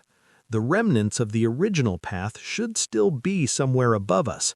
If we reach it, we should be able to find our way back to the undamaged section of the road. Everyone followed his gaze, shifting uncomfortably at the prospect of climbing the treacherous slope, except for Hero, of course, who remained as calm as a saint. Due to the rockfall, the slope wasn't an almost vertical wall anymore, but still, the incline was quite sharp. Shifty was the first to speak. "Climbed that? Are you insane?" Scholar helplessly shrugged. "Well, do you have a better idea?" No one did. After a bit of preparation, they began the ascent. Shifty and Scholar stubbornly carried the weapons they had picked up off the dead soldiers' bodies, but Sonny, with some regret, decided to leave his newfound short sword behind. He knew that this climb was going to test the limits of their endurance. The sword might not seem to be that heavy right now, but every extra gram was bound to feel like a ton all too soon. As the weakest member of the group, he was already struggling to keep up, so there was not a lot of choice. Shedding a few kilograms of iron was the right thing to do. Walking up the mountain road with the weight of the supplies on his shoulders was already hard enough, but climbing up the mountain itself turned out to be pure torture. Just half an hour later, he felt like his muscles were going to melt, with his lungs on the verge of imploding. Clenching his teeth, Sonny continued to move forward and up. He had to constantly remind himself to watch his footing, too. On this unstable, icy slope, one misstep was enough to send a man tumbling down to his death. Just think about something pleasant, he thought. But what happy thoughts could he summon? Failing to come up with anything else, Sonny began to imagine what reward he was going to receive at the end of this trial. The boon of the first nightmare was the most important thing given to an awakened by the spell. Sure, later trials could provide them with more abilities and vastly improve their power, but it was this first one that determined what role an awakened would be able to play, how great their potential would be, and what price they would have to pay, not to mention giving them the necessary tools to survive and grow in the dream realm. The main benefit of the first nightmare's boon was simple, yet possibly the most important. After completing their trial, aspirants were bestowed with the ability to perceive and interact with soul cores. Soul cores were the basis of one's rank and power.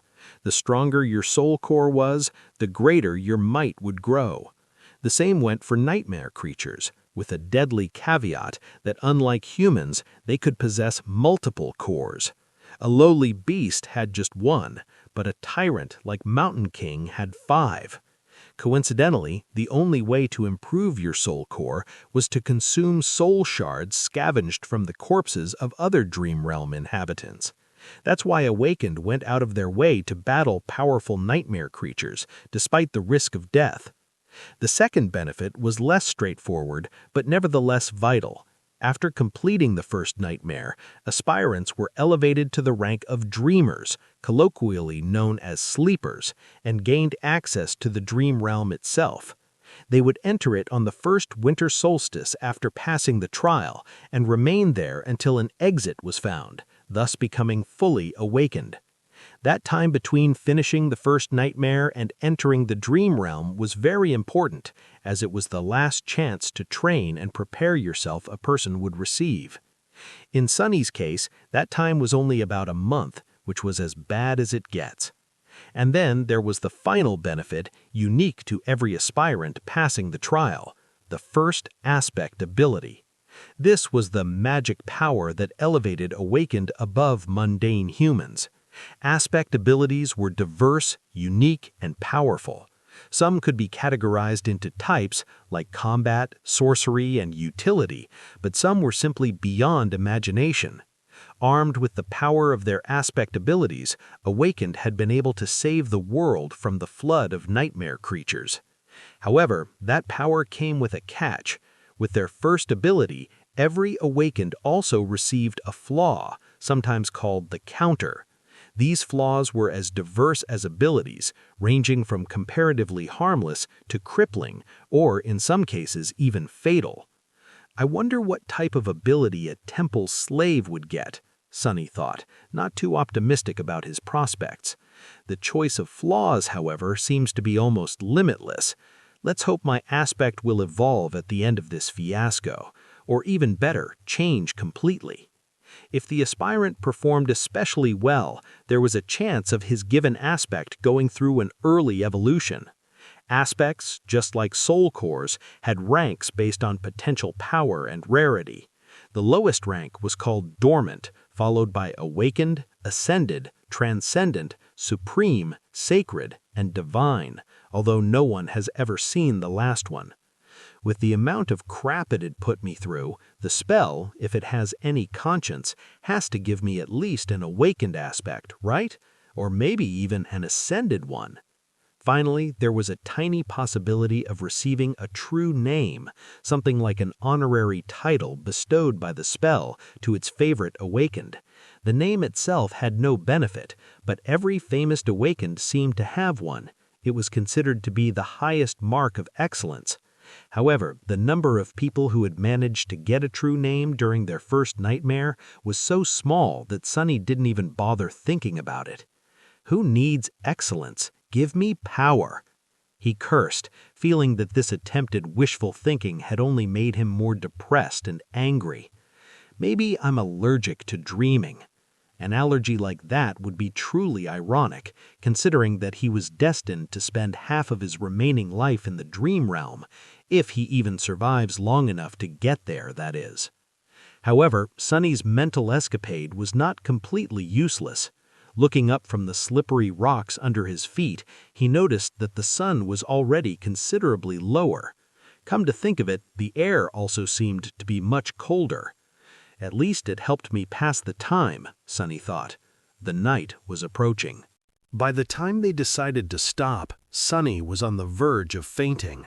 After hours and hours of traversing the rough mountain slope, his body was almost at its limit. However, to everyone's surprise, Shifty seemed to be doing even worse than him.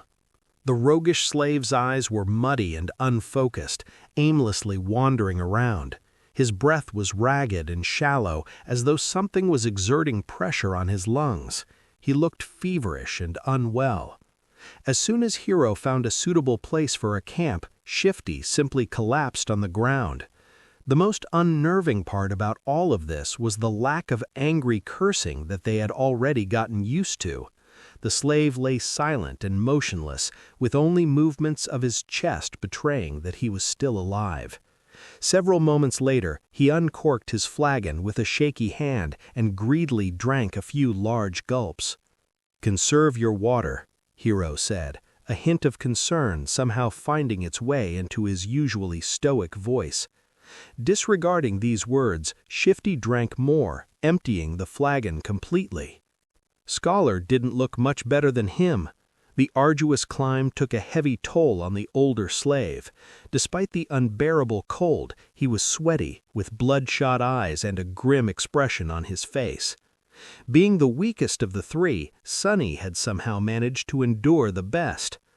"Can't we just melt the snow once there's no more water?" Hero gave Scholar a complicated look. "There might come a time when we won't be able to make a fire as to not attract unwanted attention." No one commented, knowing perfectly well whose attention they had to avoid. The memory of Mountain King's horror was still fresh in their minds. Luckily, today Hero had managed to find a natural alcove in the mountain wall, perched precariously behind a narrow ledge. The fire was well hidden by the rocks, allowing them to enjoy its warmth without the fear of being noticed. No one was in the mood to talk, so they just roasted slices of oxen meat above the flames and ate in silence. By the time the skies had turned completely black, Shifty and Scholar were already asleep, lost in the thrall of their own nightmares. Hero took out his sword and moved to the edge of the rock outcropping. "Try to rest as well. I'll take the first watch." Sonny gave him a nod and lay down near the fire, dead tired. Falling asleep inside a dream was a new experience for him, but unexpectedly, it turned out to be quite mundane. As soon as his head touched the ground, his consciousness slipped into darkness. After what felt like only a second, someone had gently shaken him awake. Groggy and disoriented, Sonny blinked a few times, finally noticing Hero hovering above him. These two didn't look too well, so it's better to give them some time to recover. Don't let the flames go out and wake us up once the sun starts to rise, or if the beast appears. Sonny silently rose and changed places with Hero, who added a couple of logs into the fire and was soon fast asleep. For a few hours, he was on his own. The skies were black, with dim stars and a sharp crescent of the newborn moon. However, its light was not enough to pierce the darkness that enveloped the mountain. Only Sonny's eyes seemed to be able to do so. He sat quietly, looking down the way they came. Despite the fact that they had managed to climb quite high during the previous day, he could still see the distant ribbon of the road. He could even trace it back to the stone platform where the fight with the tyrant had taken place. The tiny dots littering the stones were the dead bodies of the slaves. As he was watching them, a dark figure slowly crawled on the platform from beneath the cliff. It stayed motionless for a while, and then moved forward, scraping its claws against the ground. Every time a claw hit one of the bodies, the tyrant would grab and bring it to its maw. The wind brought muffled sounds of crunching bones to Sonny's ears. He flinched, accidentally pushing a small rock off the ledge. It fell, hit the slope, and then rolled down, causing a few more to follow. The noise of these falling rocks sounded like thunder in the silent night. Far below, the tyrant suddenly turned his head, looking directly at Sonny. Sonny froze, petrified. He was scared to make even the tiniest sound. For a while, he even forgot to breathe. The tyrant was staring directly at him, not doing anything. A few torturous seconds passed, each feeling like an eternity. Then the tyrant calmly turned away and continued to devour dead slaves as though he had not seen him at all. "It's blind," Sonny suddenly understood.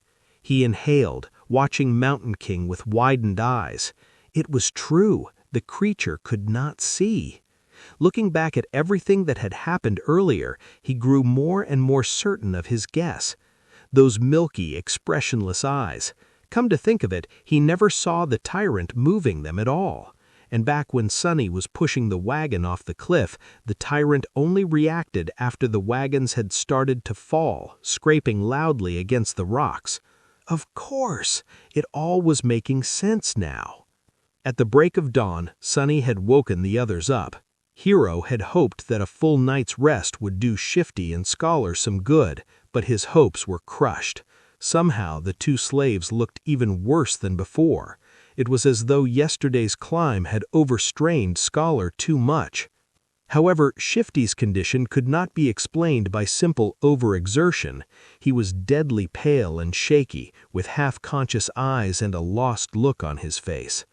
"What's wrong with him?" Scholar, who himself was not doing very well, helplessly shook his head. "It might be the mountain sickness. It affects different people differently." His voice sounded raspy and weak. "I'm fine, assholes. Get out of my face." Shifty had trouble forming full sentences, but still insisted that he was all right. Hero frowned and then took most of the supplies the defiant slave was supposed to carry before adding them to his own load. After hesitating a little, he gave some to Sonny, too. "Did anything happen while we were asleep?" Sonny stared at him for a few seconds. "The monster ate the dead." The young soldier's frown deepened. "How do you know?" "I heard it."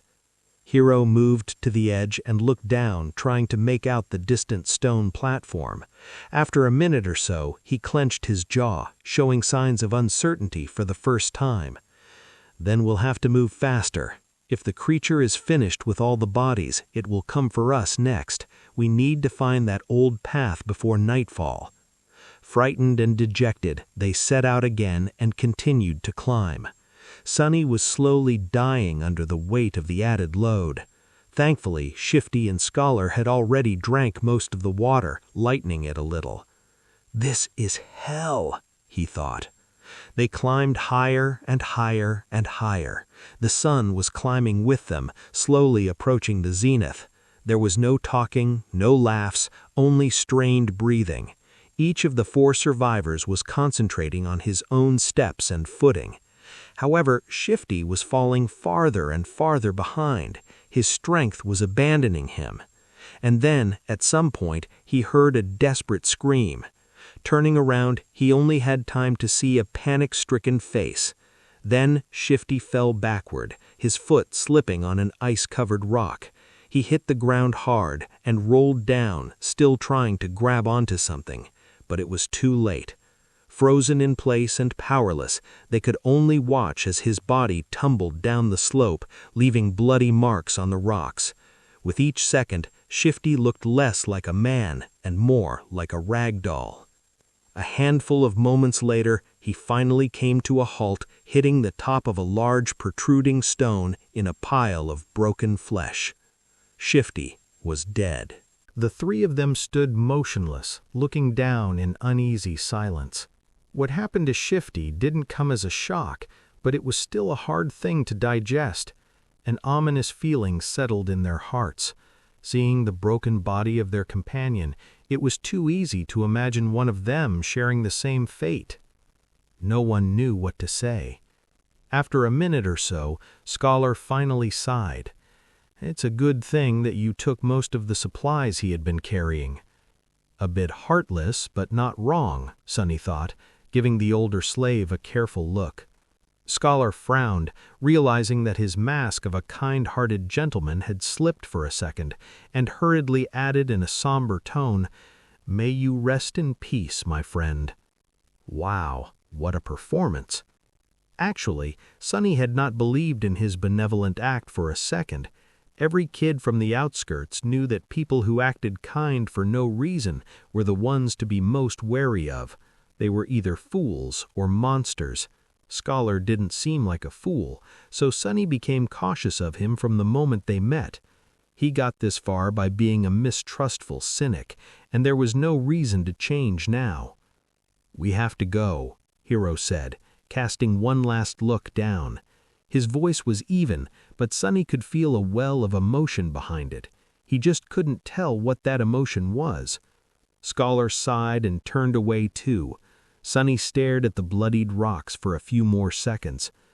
"Why do I feel so guilty?" he thought, bewildered by this unexpected reaction. He got what he deserved. A little unsettled, Sunny turned around and followed his 2 remaining companions. Just like that, they left Shifty behind and continued to climb. At this altitude, traversing the mountain was getting harder and harder. The wind was slamming into them with enough force to throw a person off balance if they were not careful, making every step seem like a gamble. The air was becoming too thin to breathe. Due to the lack of oxygen, Sunny was starting to feel dizzy and nauseated. It was as though they were all slowly suffocating. Altitude sickness was not something one could overcome with effort. It was subtle and overbearing at the same time, affecting the strong and the weak with no regard to their fitness and endurance. If his luck was bad, an elite athlete could succumb to it faster than a random passerby. It was just a question of your body's innate aptitude and adaptability. Lucky ones were able to get over it after experiencing mild symptoms. The others were sometimes crippled for days or weeks, suffering from all kinds of torturous side effects. Some even died. As though all that wasn't bad enough, it was getting colder too. The warm clothes and fur weren't enough to keep the chill at bay anymore. Sunny felt simultaneously feverish and freezing, cursing every decision he had made in his life to end up here, on the endless icy slope.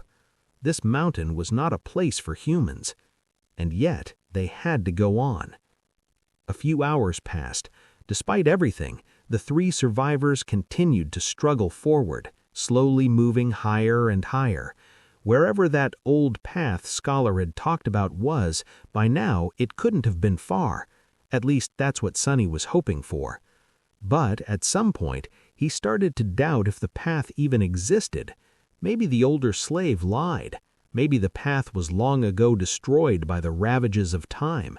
Maybe they had already missed it without even noticing. Just as he was about to fall into despair, they finally found it. It was weathered and narrow, barely enough for two people to walk side by side. The path wasn't paved, but rather cut from the black rock by some unknown tool or magic, winding its way up the mountain like the tail of a sleeping dragon. Here and there it was hidden beneath the snow, but most importantly, it was flat. Sonny had never been that happy to see something flat in his life. Without saying a word, Scholar dropped his rucksack and sat down.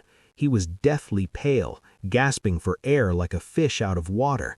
Despite that, there was a slight grin on his face. "Told you?" Hero gave him a nod and looked around. A few seconds later, he turned back to the triumphant slave. "Stand up, it's not time to rest yet." Scholar blinked a few times, then glanced at him with pleading eyes. "Just give me a few minutes."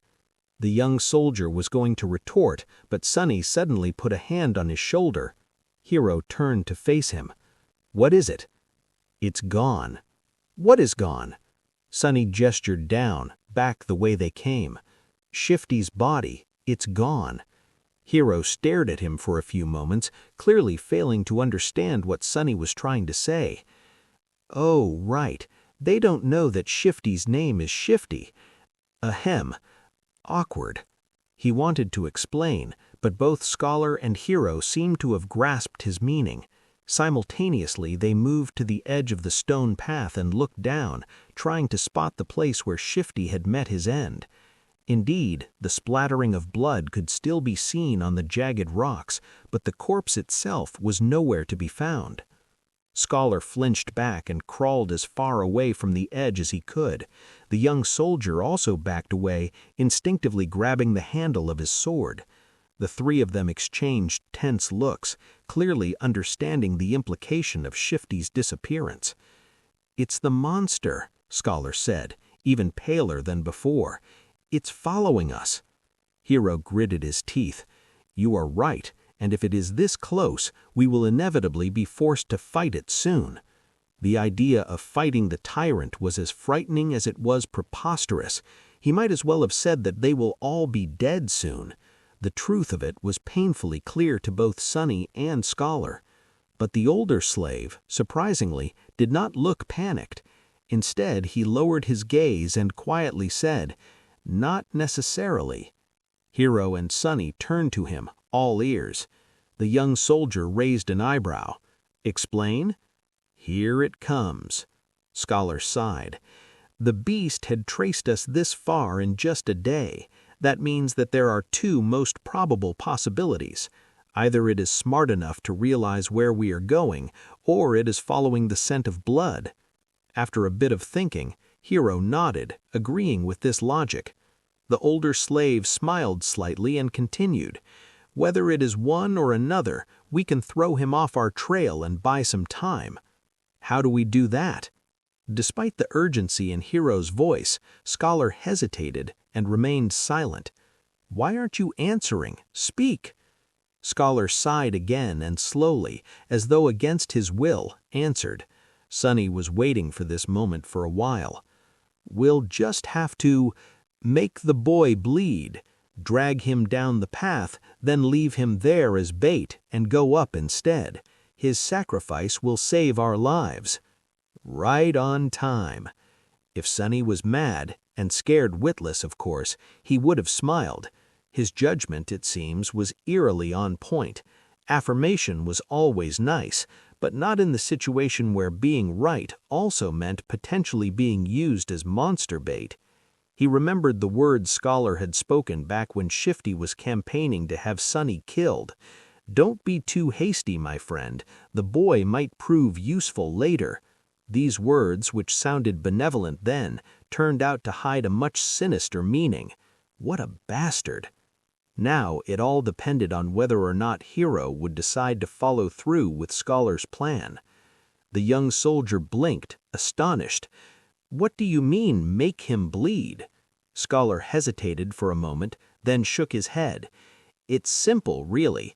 If the monster knows where we are going, we have no choice but to abandon our plans to reach the mountain pass and go over the peak of the mountain instead. If the monster is following the scent of blood, we have to use one of us as bait to mislead it." He paused. "Only by leaving a bleeding man further down the path can we reliably avoid the pursuit, no matter how it is tracking us." Hero stood motionless, his eyes jumping between Scholar and Sunny. After a few seconds, he asked, "How can you bring yourself to propose such a vile thing?" The older slave masterfully pretended to look aggrieved and somber. "Of course it pains me, but if we do nothing, all three of us will die. This way, at least the boy's death will save 2 lives. The gods will reward him for his sacrifice." Gee, what a silver tongue! I'm almost convinced myself. The young soldier opened his mouth, then closed it again, hesitating. Sunny was silently watching the other 2 survivors, measuring his chances of coming on top in a fight. Scholar was already halfway to being a corpse, so overpowering him would not be a problem. Hero, however, Hero presented an obstacle. Right now, that obstacle was looking down, avoiding Sunny's gaze. His hand was resting on the sword handle. As always, the young slave had no idea about what was going on inside Hero's perfectly shaped head. The uncertainty was making him nervous. Finally, after some time had passed, the soldier spoke. "I have only one question." Both Sunny and Scholar stared at him while holding their breaths. "Yes?" "You said that one of us must be sacrificed to save the other 2. Why him? From what I see, you are far closer to the grave." "A great question. I was just about to ask it myself." Sunny turned to the older slave, trying very hard to suppress a mocking grin. But to his dismay, Scholar had an answer ready. "Before the first attack, he was already bleeding because of your senior's whip. During the attack, he was drenched in the blood of a fellow slave. His cloak, too, was soaked in it when the previous owner died. The boy already reeks of blood. Keeping him alive will put us in danger. That's why he is the best choice." The grin died before reaching Sunny's face. "Curse you and your big brain." Scholar's reasoning was appallingly solid. Hero listened, his expression growing darker with each word. Finally, he looked at Sunny, a dangerous light shining in his eyes. "That is true." Sunny felt his mouth getting dry. Cold sweat was running down his spine. He tensed, ready to act. But at that moment, Hero smiled. "Your logic is almost unassailable," he said, unsheathing the sword.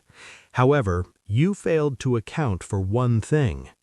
Scholar raised an eyebrow, trying to hide his own nervousness. "What might that be?"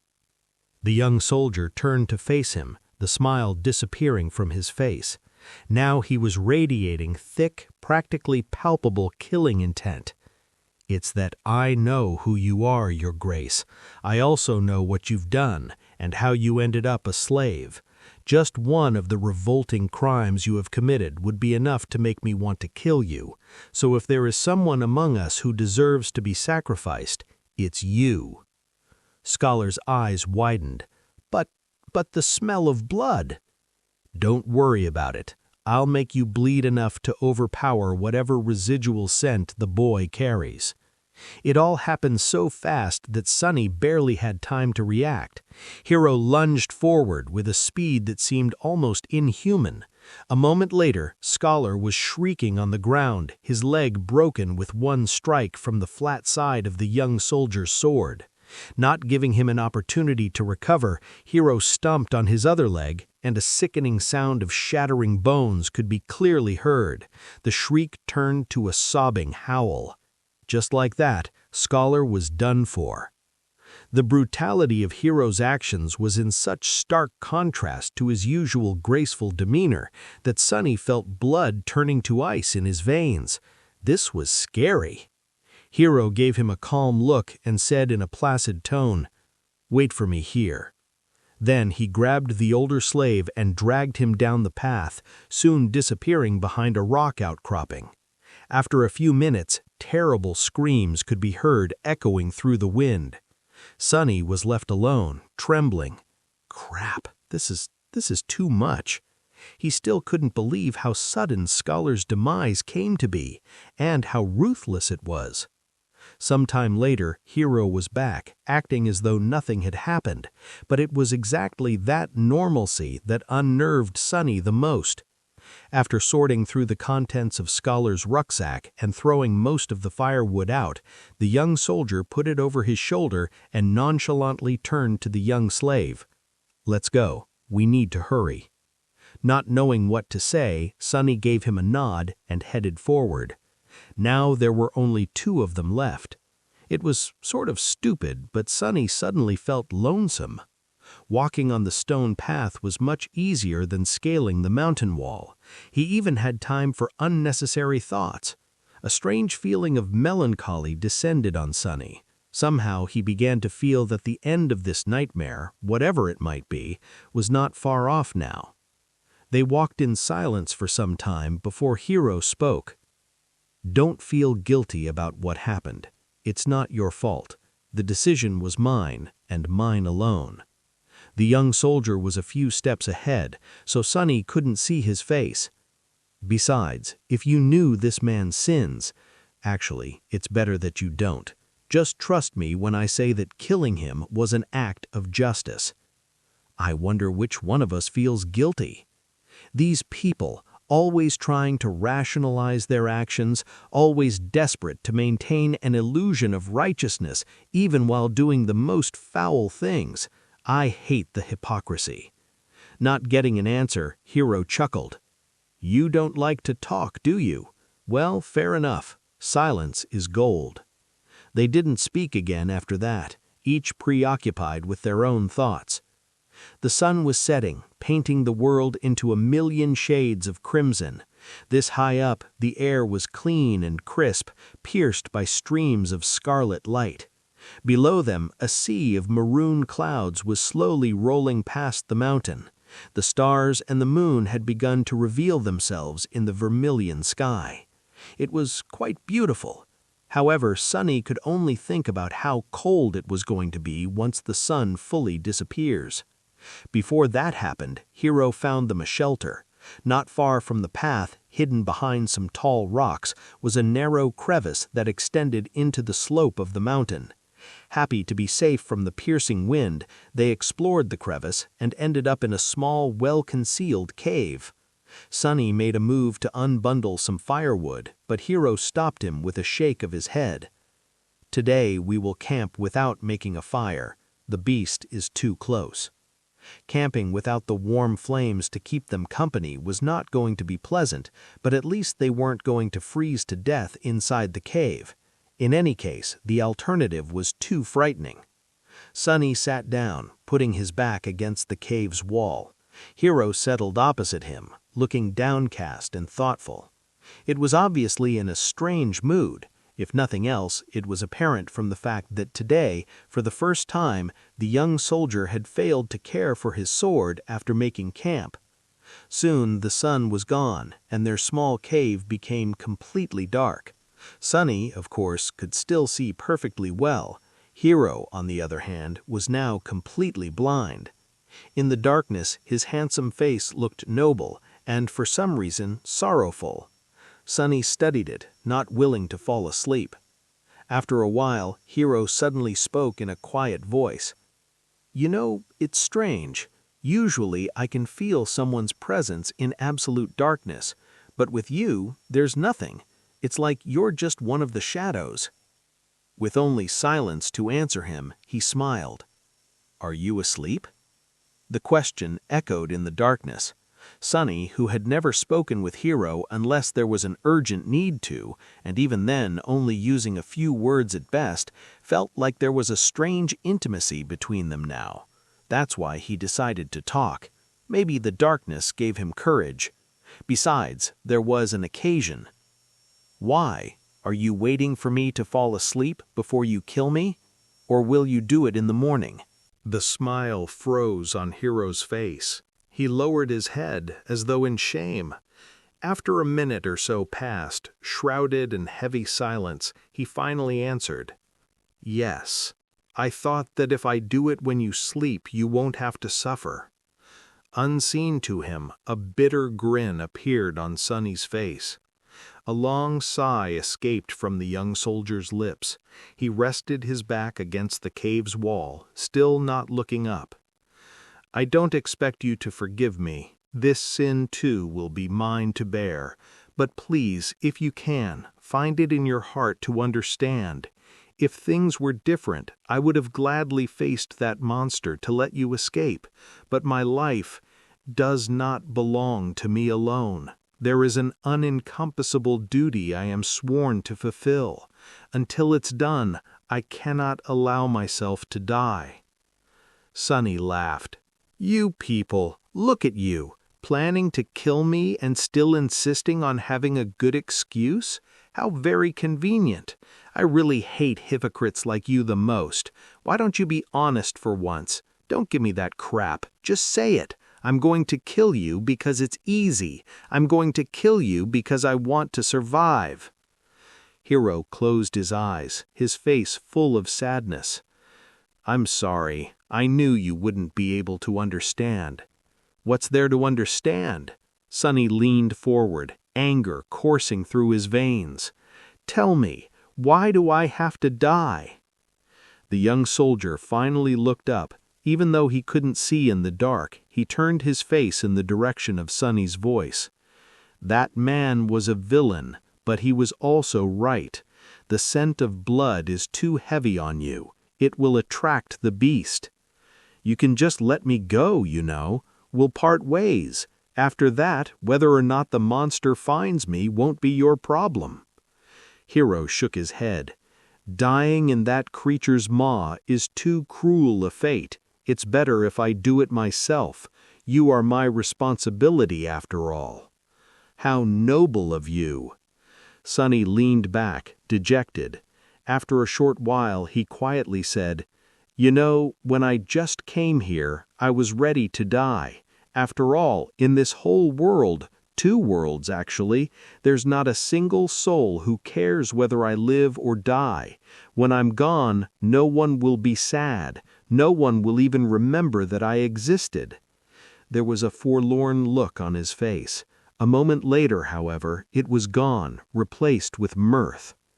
"But then I changed my mind. Somewhere along the way, I decided to survive. I must survive, no matter what."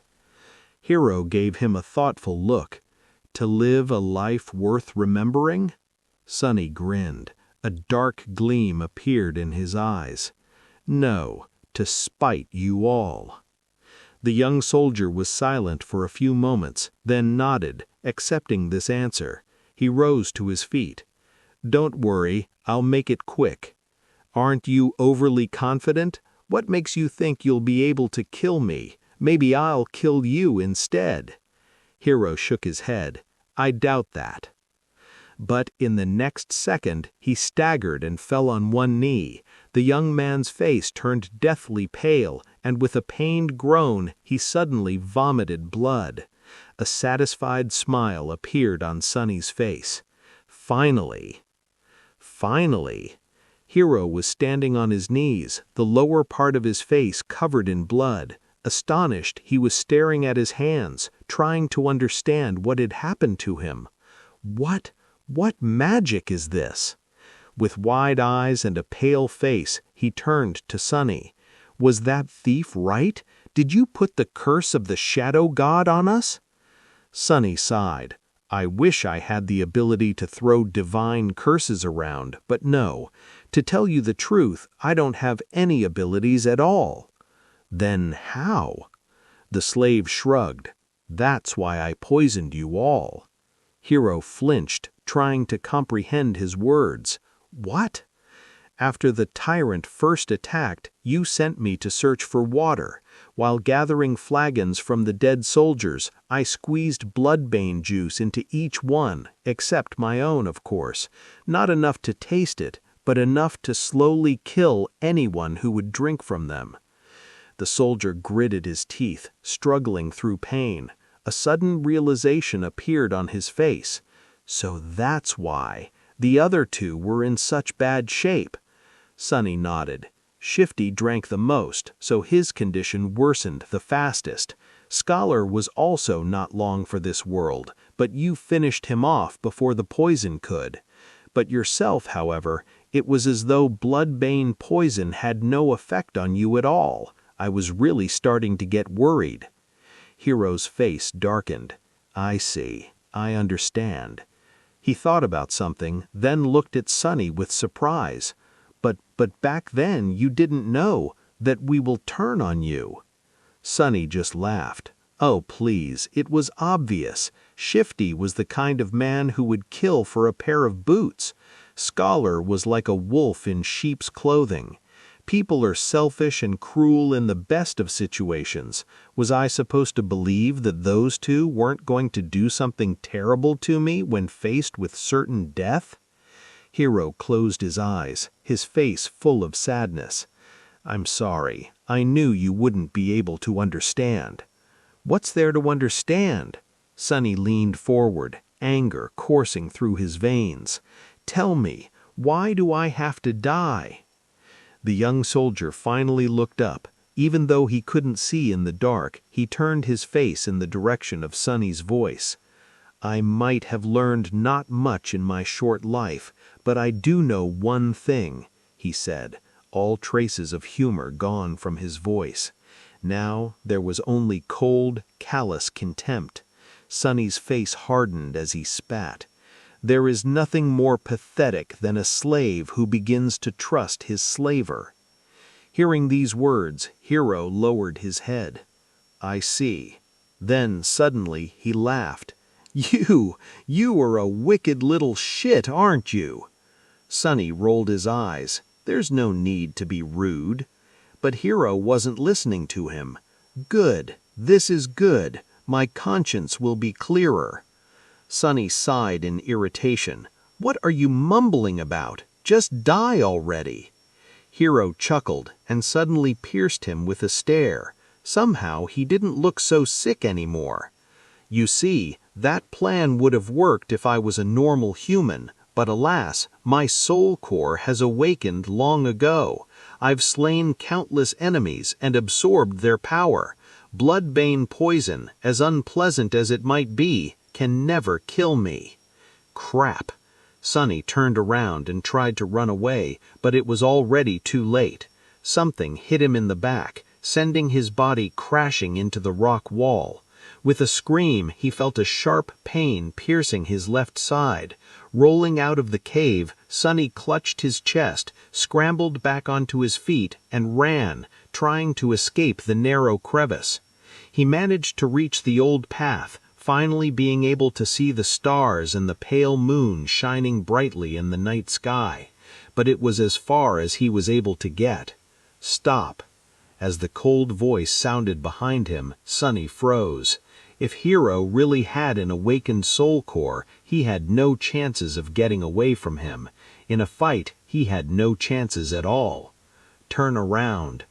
The young slave obediently turned, holding his hands up. He looked at Hero, who was wiping the blood off his face with a displeased look in his eyes. The two of them stared at each other, shivering in the murderous cold. Was it worth it? Never mind. Despite it all, I will be true to my promise. I'll make it quick. The soldier unsheathed his sword. "Do you have any last words?" Sonny did not answer. However, a small silver bell suddenly appeared in his hand. Hero frowned. "Where were you hiding that thing?" Sonny shook the bell. A beautiful, clear ringing sound flowed over the mountain, filling the night with an enchanting melody. "What are you doing? Stop!" The young slave dutifully stopped.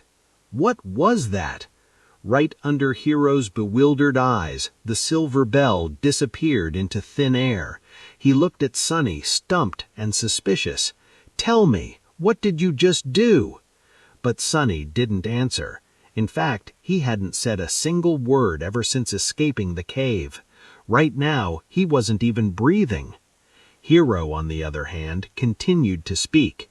"Tell me right now or you will regret it." He scowled. "Why are you not saying anything?" The shivering boy just stared at him, completely silent. No, he was staring into the darkness behind him. Hero's eyes widened. "What?" Sonny had no choice but to resort to one last, desperate gamble. He had no chance against the enemy in a direct confrontation, at least not without an advantage. Bloodbane poison was supposed to be his hidden card, but turned out to be nearly useless. Being able to see in the dark did not help that much, too. Somehow, Hero was able to perceive their surroundings even without any light. Whether he was using his sense of hearing or some magical ability, Sonny did not know, not that it mattered now that they had left the cave and were standing under the moonlit sky. Now he had only one advantage left, the fact that he knew that the tyrant was blind and Hero did not. Acting on that knowledge, however, was easier said than done. But what else could he do? That's why he tried to stay as quiet as possible and rang the silver bell. If the description did not lie, its ringing could be heard from miles away. Surely the tyrant was going to hear it too. Now Sonny only had to stay silent, stall for time, and hope that the monster would come. As he did so, Hero's bewilderment slowly turned into anger. "Tell me right now, or you will regret it." His voice was quite threatening, but still the young slave did not answer. He just shivered in the cold and tried not to moan despite the pulsing pain in his chest. "Why are you not answering?" But Sonny did not dare to answer. He held his breath and watched, horrified, as the familiar colossal figure appeared behind Hero. His lungs were on fire, and his heart was beating like crazy. It was beating so loud that he was even afraid that the blind tyrant would hear it. But of course, it couldn't be louder than Hero's voice, who was still talking, turning himself into the only source of noise on this mountain. At the last second, a hint of understanding appeared in the young soldier's eyes. He began to turn around, his sword rising with lightning speed. But it was too late. A massive hand appeared from the darkness and caught him into an iron grip. The bone claws scraped against the armor, pulling it apart. Mountain King dragged Hero back, paying little attention to the sword biting into its wrist. Viscous saliva was streaming from its opened maw. Petrified by fear, Sonny slowly turned his back to them and took a couple of steps up the old winding path, then darted away, running as fast as he could. Behind him, a desperate scream tore apart the silent night. Then a hungry roar followed. It seemed that Hero wasn't going down without a fight, even though his fate was already sealed. But Sonny didn't care. He was running away, climbing higher and higher. "I'm sorry, Hero," he thought. "I did say that I will watch you die, but, as you know, I am a liar, so go and die on your own." A lonesome, dark mountain stood tall against the raging winds. Jagged and proud, it dwarfed other peaks of the mountain chain, cutting the night sky with its sharp edges. A radiant moon bathed its slopes in the ghostly light. Under that light, a young man with pale skin and black hair reached the peak of the mountain. However, his looks didn't match the magnificence of the scene. Wounded and staggering, he looked pathetic and weak. The young man looked like a walking corpse. His coarse tunic and cloak were torn and smeared with blood. His sunken eyes were cloudy and lifeless. His body was bruised, beaten, and cut. There were specks of bloody foam on his lips. He was hunched over, cradling the left side of his chest. Every step caused him to moan, ragged breath barely escaping through gritted teeth. Sonny was hurting all over, but most of all, he was cold. So cold. He just wanted to lie down in the snow and fall asleep, but instead he continued walking, because he believed that the nightmare will be over once he reaches the peak. Step, step, another step. Finally, he had made it. At the highest point of the mountain, a vast expanse of flat rock was covered with snow. In the center of it, illuminated by moonlight, stood a magnificent temple. Its colossal columns and walls were cut from black marble, with exquisite reliefs decorating the Stygian pediment and broad frieze. Beautiful and awesome, it looked like a palace of a dark god. At least it did once. Now the temple was in ruins. Fractures and cracks marred the black stones. Parts of the roof had collapsed, letting in ice and snow. Its tall gates were broken, as if smashed into pieces by a hand of a giant. Still, Sonny was satisfied. "Found you," he said in a hoarse voice. Gathering the last of his strength, the young slave slowly limped in the direction of the ruined temple. His thoughts were muddled and confused. "See this, Hero?" he thought, forgetting for a second that Hero was already dead. "I've made it. You were strong and ruthless, and I was weak and timid. Yet now you are a corpse, and I am still alive. Isn't it funny?" He stumbled and groaned, feeling the edges of his broken ribs cutting deeper into his lungs. Blood was dripping from his mouth. Dead or not, Hero got him good with that single strike. "Actually, it's not. What do any of you even know about being ruthless? Poor fools. In the world where I come from, people had thousands of years to turn cruelty into an art, and as someone on the receiving end of all that cruelty, don't you think I would know more about being vicious than you ever could?" He was getting closer to the temple. "Truth be told, you never stood a chance. Wait, what was I thinking about?" A moment later, he had already forgotten. There was only pain, the dark temple, and the overpowering desire to sleep. "Don't fall for it, it's just hypothermia. If you fall asleep, you'll die." Finally, Sonny reached the steps of the Black Temple. He started to climb them, not noticing thousands of bones that were scattered around. These bones once belonged to humans and monsters both. All of them were killed by the invisible guardians still lingering around the temple. As Sonny climbed the steps, one of the shapeless guardians approached him. It was ready to snuff out the spark of life that was burning weakly in the defiler's chest, but then stopped, sensing a faint, strangely familiar scent coming from his soul. The scent of divinity. Sorrowful and lonesome, the guardian moved aside, letting Sonny pass. Oblivious, he entered the temple.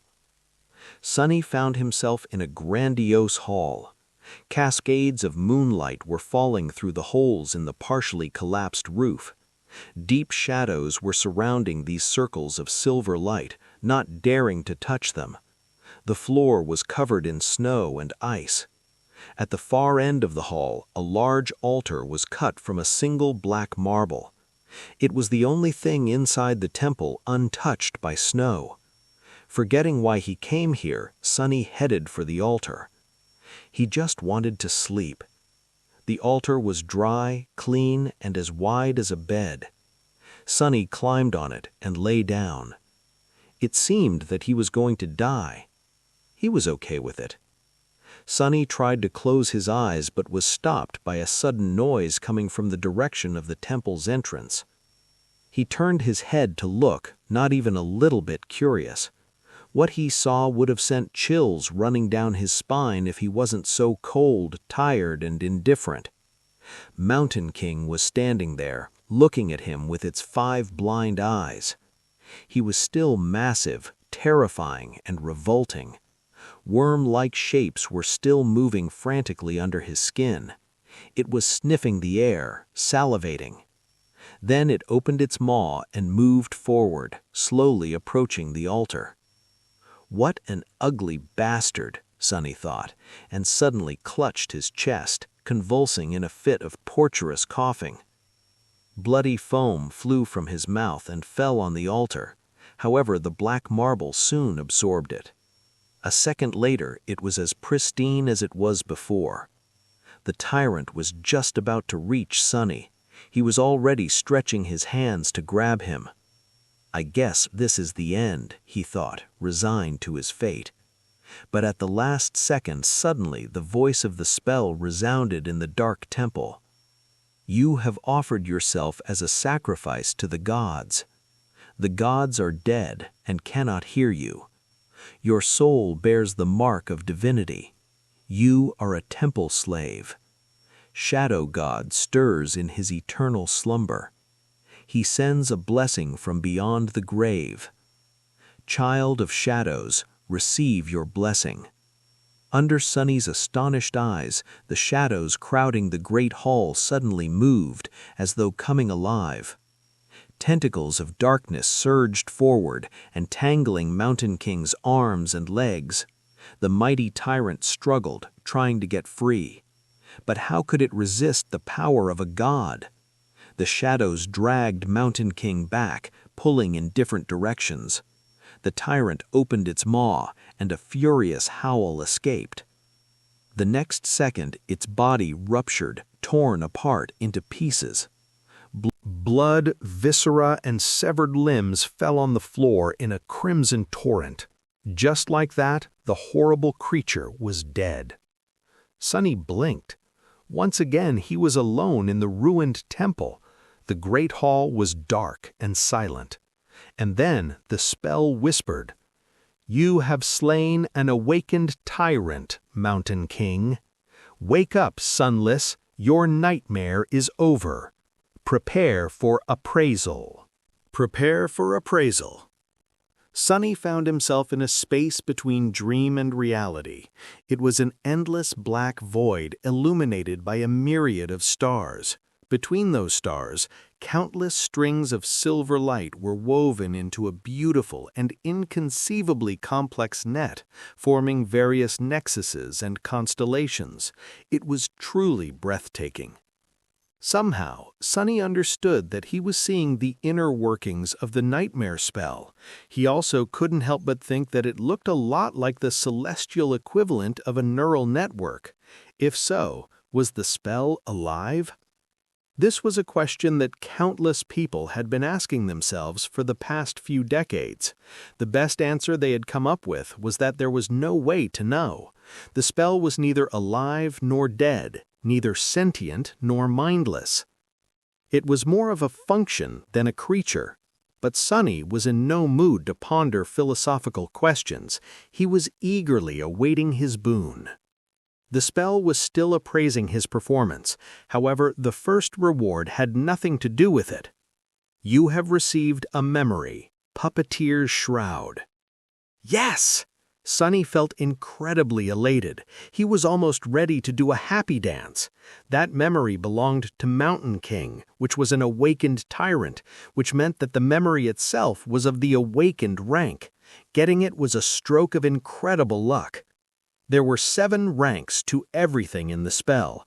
These ranks were, in order of growing power, dormant, awakened, ascended, transcendent, supreme, sacred, and divine, with the exclusion of nightmare creatures who were ranked as dormant, awakened, fallen, corrupted, great, cursed, and unholy.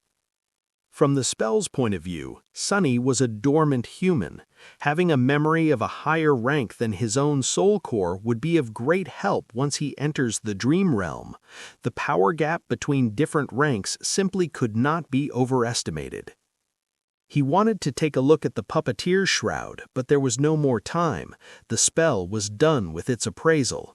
Here in the void, its voice didn't sound subtle and familiar anymore. Rather, it seemed like the universe itself was speaking. Sonny held his breath, listening. Aspirant, your trial is over. A nameless slave ascended the Black Mountain. Both heroes and monsters fell by his hand. Unbroken, he entered the ruined temple of a long-forgotten god and spilled his blood on the sacred altar. The gods were dead, and yet they listened. You have defeated a dormant beast, Mountain King's larva. You have defeated 3 dormant humans, names unknown. You have defeated an awakened human, Oro of the 9. You have defeated an awakened tyrant, Mountain King. You have received the Shadow God's blessing. You have achieved the impossible. Final appraisal, glorious. Your treachery truly knows no bounds. That final part was not really necessary as far as Sunny was concerned, but he was still pretty satisfied with the praise from the spell. He felt like his chances of evolving his aspect to an awakened or even ascended one were pretty high.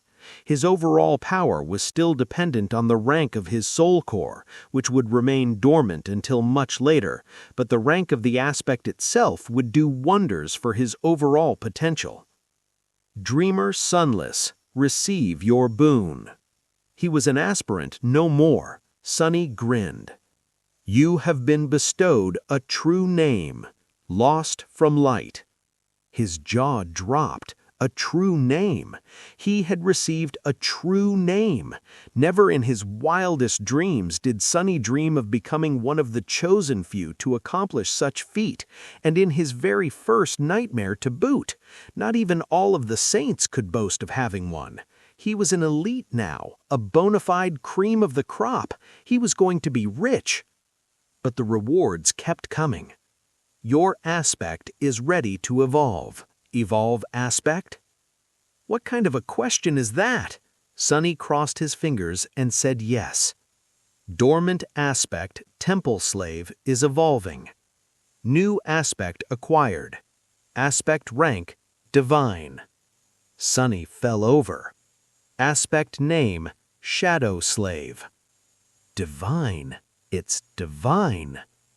Sunny was standing on his knees, stupefied. The shock was so great that for a second there he lost all control over his limbs and fell.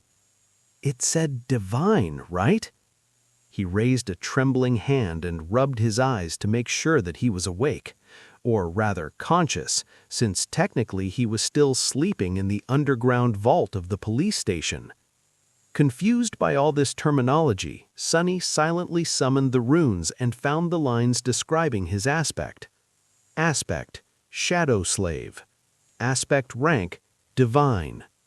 Aspect description, you are a miraculous shadow left behind by a dead god. As a divine shadow, you possess plenty of strange and wondrous powers. However, your existence is empty and lonesome. You mourn the passing of your former master and long to find a new one. That was a lot to digest. First of all, Sunny felt his heart beating faster. He heard it right. All the suffering and horror he had experienced in the first nightmare paid off in the end. A divine aspect. He had received a divine aspect. Anything above awakened was rare and immensely valuable. People with ascended aspects were rare enough to be fought over by various factions. The factions themselves were built around singular powerhouses with transcendent or supreme aspects, and he had never, ever heard of anyone acquiring a divine one. Never. Anything with the divine prefix was so hard to find that it mostly lived in the realm of myths and legends. After all, the human race had not reached that high yet. It was only slightly more than a decade since humans managed to finally conquer the third nightmare and receive the ability to evolve their cores to transcendent rank. As transcendents, or saints as they were called in the real world, powerful awakened humans ruled over the dream realm, but even they did not dare to face nightmare creatures of higher ranks. Subsequently, there were not a lot of memories and echoes of supreme rank around, let alone sacred or divine. The same goes for aspects. And yet, Sunny just got one. He grinned, driven half-mad by joy and arrogance. However, his jubilation was a little muddied. After all, there was that weird innate ability. Of course, he had no intention of becoming someone's magical slave with no free will of his own. To hell with that. But it wasn't that bad. All he had to do to avoid that fate was to conceal his true name. No one except for him could see his status. That means that Sonny just had to keep his mouth shut, and no one will know that he even had one. It meant giving up on all the benefits that someone who was bestowed a true name after the first nightmare was entitled to, but it all paled in comparison with a divine aspect. Not a problem, thought Sonny with a smirk. If the spell had the ability to laugh, it surely would after hearing his thoughts. However, it didn't. Instead, it began to speak again. The first seal is broken, awakening dormant powers. Sonny felt something waking up inside of him. With a startled cry, he clutched his chest and stared into the darkness, trying to understand what was happening. The feeling was not painful or unpleasant, yet it was like nothing he had ever experienced. It was as though his soul was being shaken awake, infused with strange new energy. However, that energy did not come from some outside source. Rather, it was coming from within, as though it had always been there, sleeping. The energy filled every fiber of his being. Sonny felt his emotions becoming clearer and sharper. Then his body began to change too. He felt as though a miniature star was burning in the center of his chest. Waves of heat were radiating from it, slowly reaching his stomach and shoulders, then his arms and legs, then his hands and feet. Under that heat, his bones, muscles, organs, and blood vessels were being rebuilt and revitalized. Sonny felt like he was being reborn. He was becoming stronger, faster, healthier. It was euphoric. With each second, his transformation was becoming more profound. New confidence settled in Sonny's heart. He was not a weak, frail street kid anymore. He was not as vulnerable against anyone who would wish to bully him as he was in the past. With his powers awakened and his will tempered by the horrors of the first nightmare, he was now someone you would not want to cross.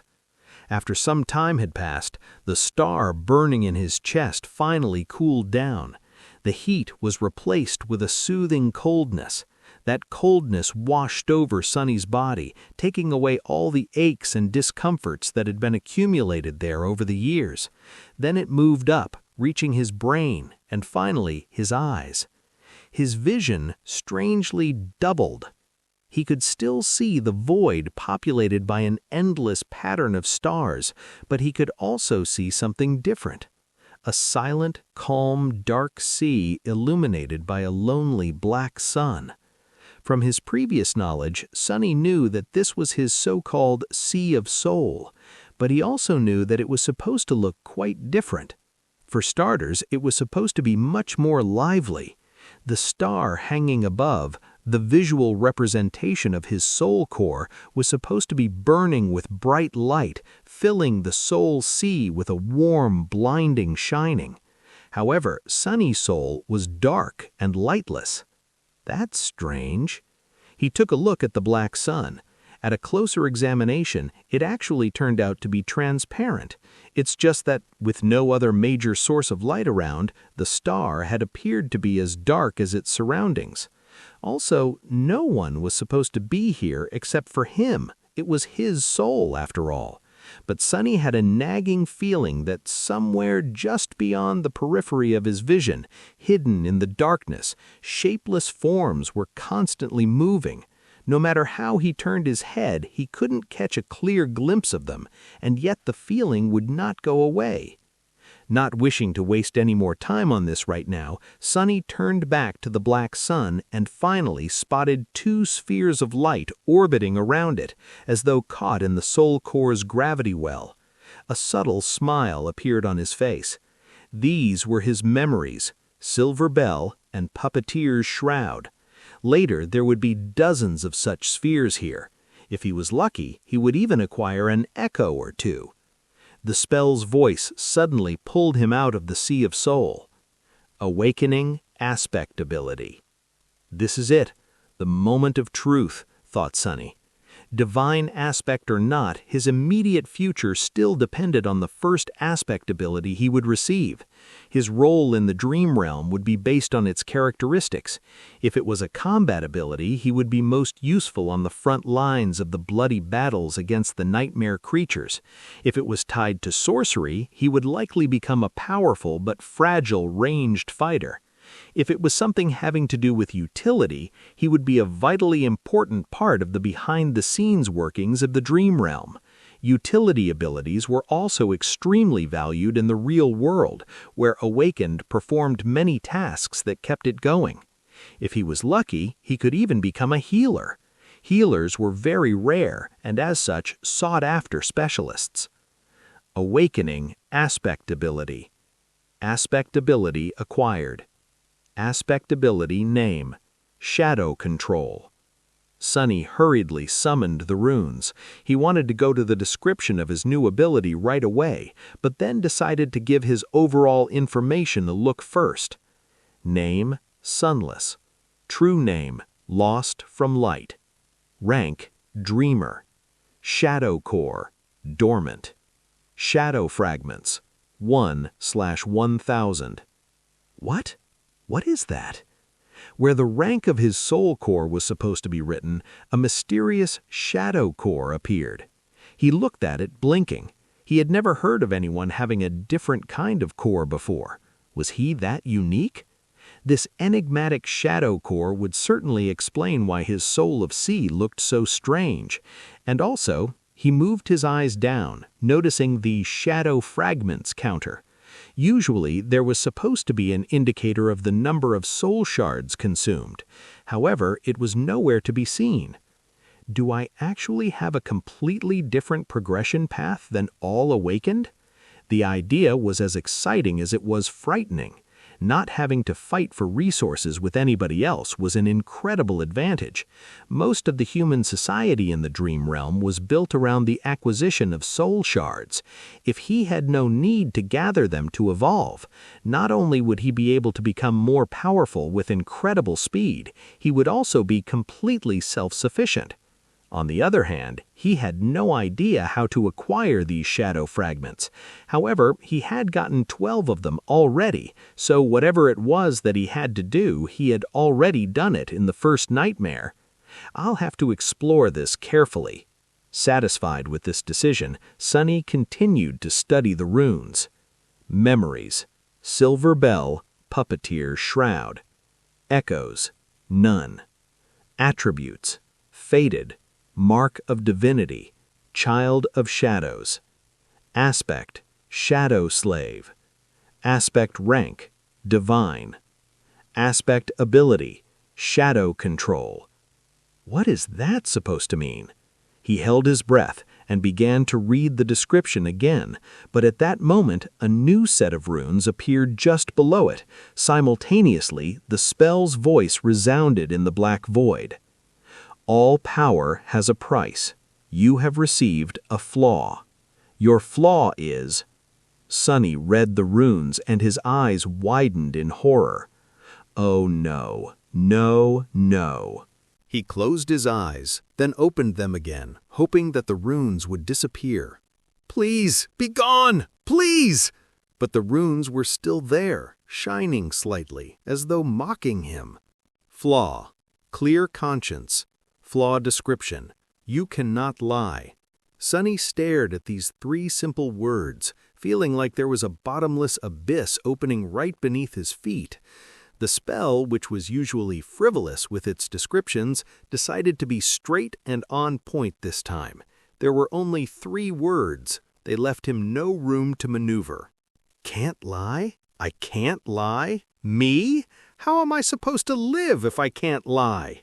Sonny's very survival was predicated on his ability to deceive and outsmart other people. Even the spell itself congratulated him on his treachery. Without the ability to lie, he wouldn't be able to achieve anything. Not to mention, his heart suddenly felt as though it was about to stop.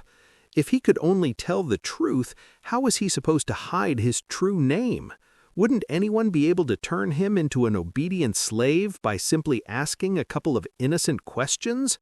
Shh! Sunny was about to scream and curse, but at that moment the spell spoke again. "Wake up, lost from light." The black void spun and disappeared. Sunny opened his eyes. The armored ceiling of the police station's vault hung above him. No one would call its aesthetics beautiful, but to him it was the most majestic sight. Only now did he realize how much he had missed the real world. It was safe and familiar. There were no monsters or slavers. Well, at least officially. There was no constant fear of torturous death. It was home. In addition, Sunny felt incredible. The cold that had crept deep into his bones during the nightmare was gone, taking with it all the pain that his wounded body had been enduring day after day.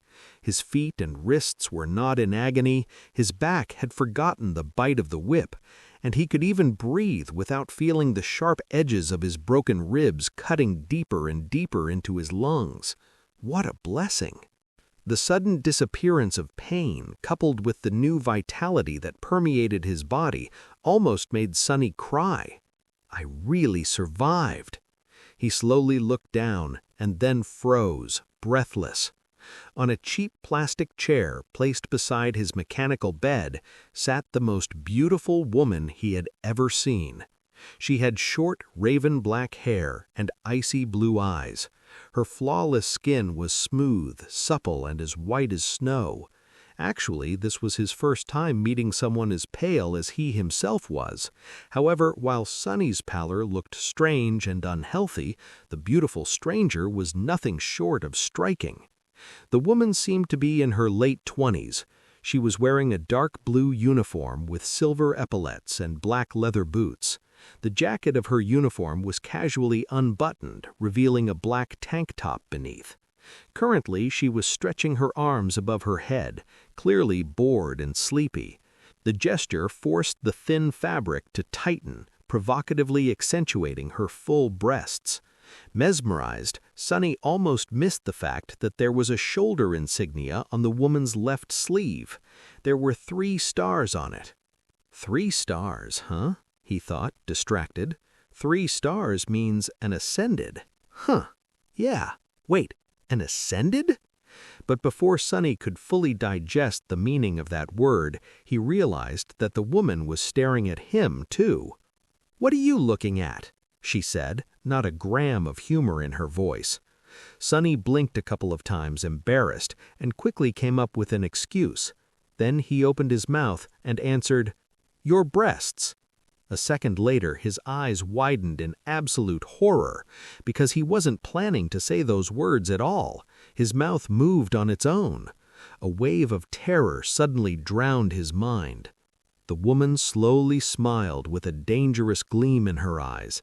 Then, without any warning, she moved her hand and slapped Sunny across the face. Sunny's whole body was turned around. If it wasn't for the restraints holding him in place, he probably would have flown off the bed. For a moment, he even saw stars. But it could still be considered getting off lightly. An ascended. The woman was an ascended. She could have torn his head clean off with a flick of a finger. Why did he have to offend someone so powerful of all people? Meanwhile, the woman cleared her throat and crossed her arms. "Are you awake now?" Sunny held his numb cheek and carefully nodded. "Good. Let me give you a piece of advice. Don't just say anything that comes to your mind, especially to girls. It's not like you haven't seen a girl before, right? Say, 'Thank you, I definitely will not,'" Sunny thought. But instead, his mouth moved on its own, and he said, "I've seen plenty, but no one as beautiful as you." Then he flinched back, his face as red as a lobster. The woman stared at him for a couple of seconds and then burst into laughter. "I see you haven't met very many awakened, then. By awakened standards, I'm below average." Sunny glanced at her with doubt. The woman shook her head. As your soul core develops, the body gets rid of all its imperfections, so it's hard to find an unattractive awakened, especially among the stronger ones. Live long enough and you might just become a flower boy yourself. Then she gave him a thorough look and added, "Well, maybe. In any case, since you're awake, welcome back to the land of the living. Congratulations on surviving your first nightmare, Sleeper Sunless." Sleeper Sunless. That was how people would address him now, at least in the short span of days until the winter solstice. After that, he would either return from the dream realm as an awakened or not return at all. It felt strange to have a title put before his name. In the past, Sonny was rarely even addressed by name. Mostly, people called him things like boy, punk, brat, or hey you. But now he even had a title, Sleeper Sunless. Actually, the correct term was dreamer, but humans had their own set of words for those infected by the nightmare spell. Carriers who had just finished their first nightmare were called sleepers because of how they interacted with the spell. Basically, once his spirit enters the spell, his body was going to fall into slumber. That slumber would continue for days, weeks, or even months, however long it takes for him to escape the dream realm. Hence the term sleeper. Once he escapes and becomes an awakened, he would live his life normally during the day and return to the dream realm every time he falls asleep. The awakened were the same by the spell and humans. That word was also sometimes used as a general term for all carriers. Then, if he were to decide to enter a second nightmare and managed to survive, he would become an ascended. People called them masters. Masters could enter and exit the dream realm as they wished. Some even chose to never come back there at all. More than that, they traveled between the real world and the dream realm physically, not just in spirit. And then above the masters were saints, those who had conquered the third nightmare and earned the right to call themselves transcendent. They were as powerful as demigods and more rare. Not only could they travel between the real world and the dream realm, they could take others with them. But coming back to masters, the beautiful woman stood up and approached the reinforced medical bed. With practiced moves, she began to undo the restraint holding Sonny in place. "I am Ascended Jet. You can call me Master Jet. These past 3 days, I was on watch duty due to your nightmare." "Right. Before I fell asleep, the policeman told me that an awakened would arrive in a few hours to monitor my condition, to kill the nightmare creature if I die and let it through." Sonny was unwilling to open his mouth, fearful that all sorts of truths would come spilling out. But there were things he simply had to know. "Master Jet, I have a question." "Go on." "Why would a master be put on watch duty? Isn't it below your pay grade?" Jet gave him a dark look. "You're smarter than you seem. Recently, there was a lot of gates opening in this sector. Most of the local awakened are either wounded or occupied with the cleanup, or dead. It's always like that close to the winter solstice." She opened the final restraint and took a step back. "Plus, there's not a lot of awakened who, like me, directly work for the government. It's by far the least lucrative or glorious career one of us can choose.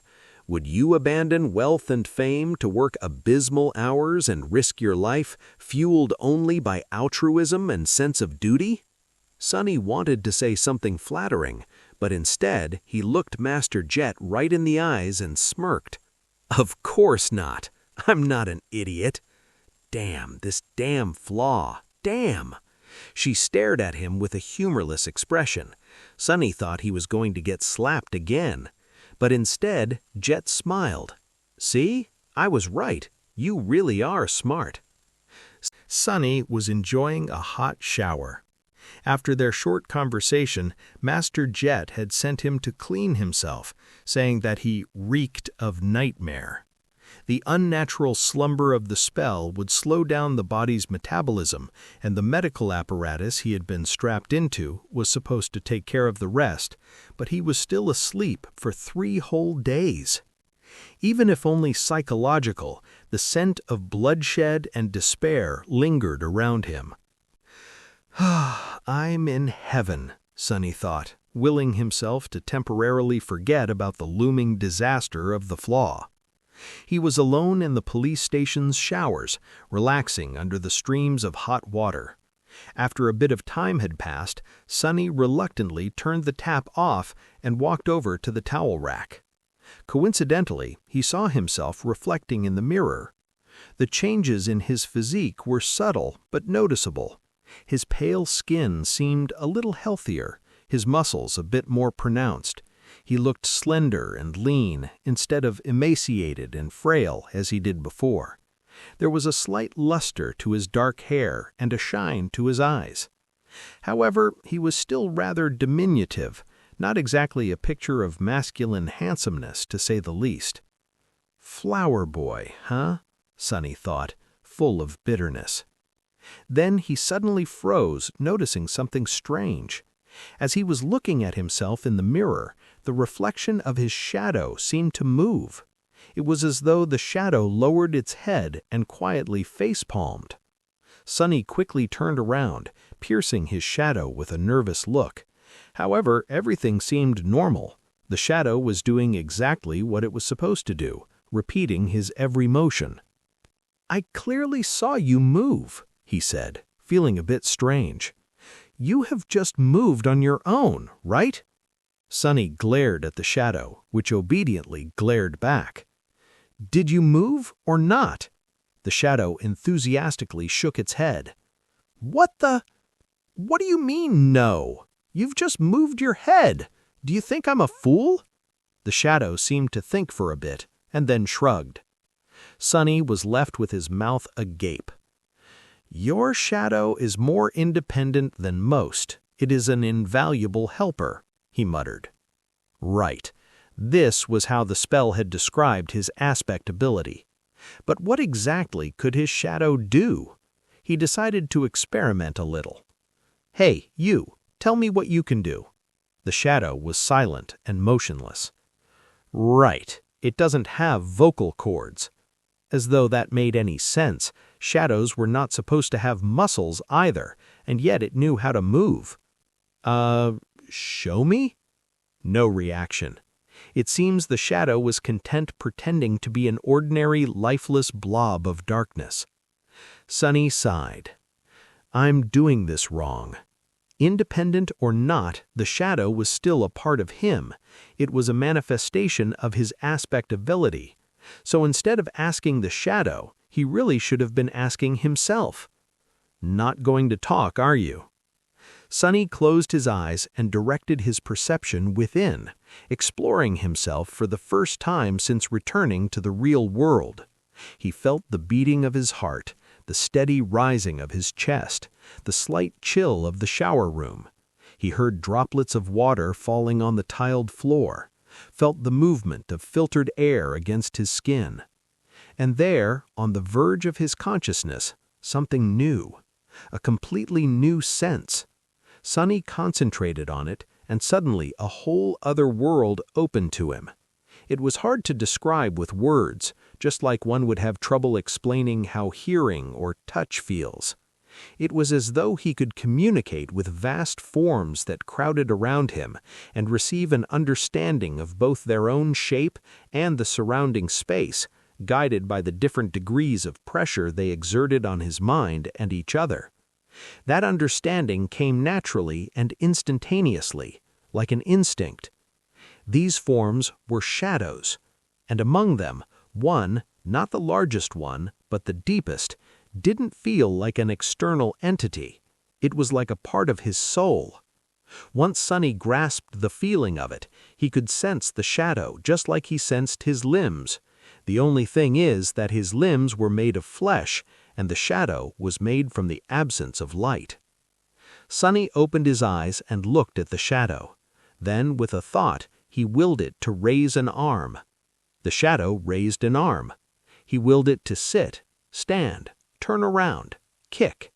Then he willed it to change shape, turning into a circle, then a line, then a monster, and finally back to his own silhouette. The shadow was mercurial and fluid, like water. The only constant was its size. "Ha! How about that?" The shadow pouted, then reluctantly raised its thumbs. "But how are you useful?" He willed the shadow to strike the towel rack. It obediently moved and delivered a powerful kick. Of course, since it was just a shadow, its leg passed over the towels harmlessly, not even causing them to sway a little bit. "Is that all you can do?" In his mind, the image of shadow tentacles tearing the mighty tyrant into little pieces cracked and shattered mercilessly. It seemed he would not be competing with Shadow God any time soon. How regretful. The shadow looked at him with disdain. Then it shrugged and stopped moving altogether, clearly offended. I sighed and took a towel off the rack. "All right, I will explore it later." A few minutes after that, he was wearing a clean police-issued tracksuit and heading for the cafeteria. Master Jet was waiting for him at one of the tables with 2 trays full of steaming synthetic food in front of her. "Help yourself." Sonny glanced at the cheap gruel, which was not so different from the stuff he used to consume in the outskirts, and sighed. Somehow he had expected his first meal after becoming a sleeper to be more lavish. Still, it was food. He sat down and began to wolf down the gruel ravenously. He was very, very hungry. In the process, his thoughts began to wander. Sonny stole a glance at Jet and wondered. Master Jet had sent him to find a master, and the next thing he knew, there was a woman calling herself master right in front of him. He tried to imagine being an obedient slave to someone like her. Weird thoughts started to appear in his mind. "You know what, Sonny?" he thought with dark irony. "As you know your luck, this would be a perfect moment for her to ask, 'What are you thinking about?'" Sonny choked on the gruel. He felt his mouth beginning to open and put all his will into staying silent. A second passed without him saying anything. Then a weird pressure appeared in his mind, which soon turned into blinding pain. He endured it for a couple more seconds before giving up. "I was thinking that it would be a perfect moment for you to ask me about what I'm thinking about," he finally said. Jet gave him a weird look. "All right. Are you almost finished with your food?" Sonny nodded. "Then I'll begin.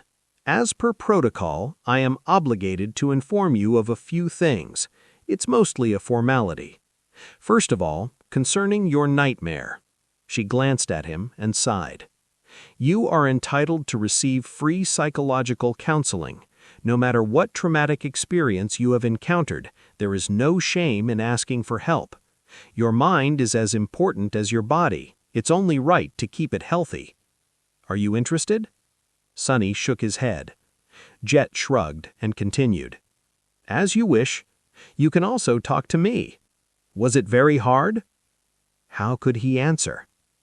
"It was simultaneously much worse than I expected and exactly as bad as I expected."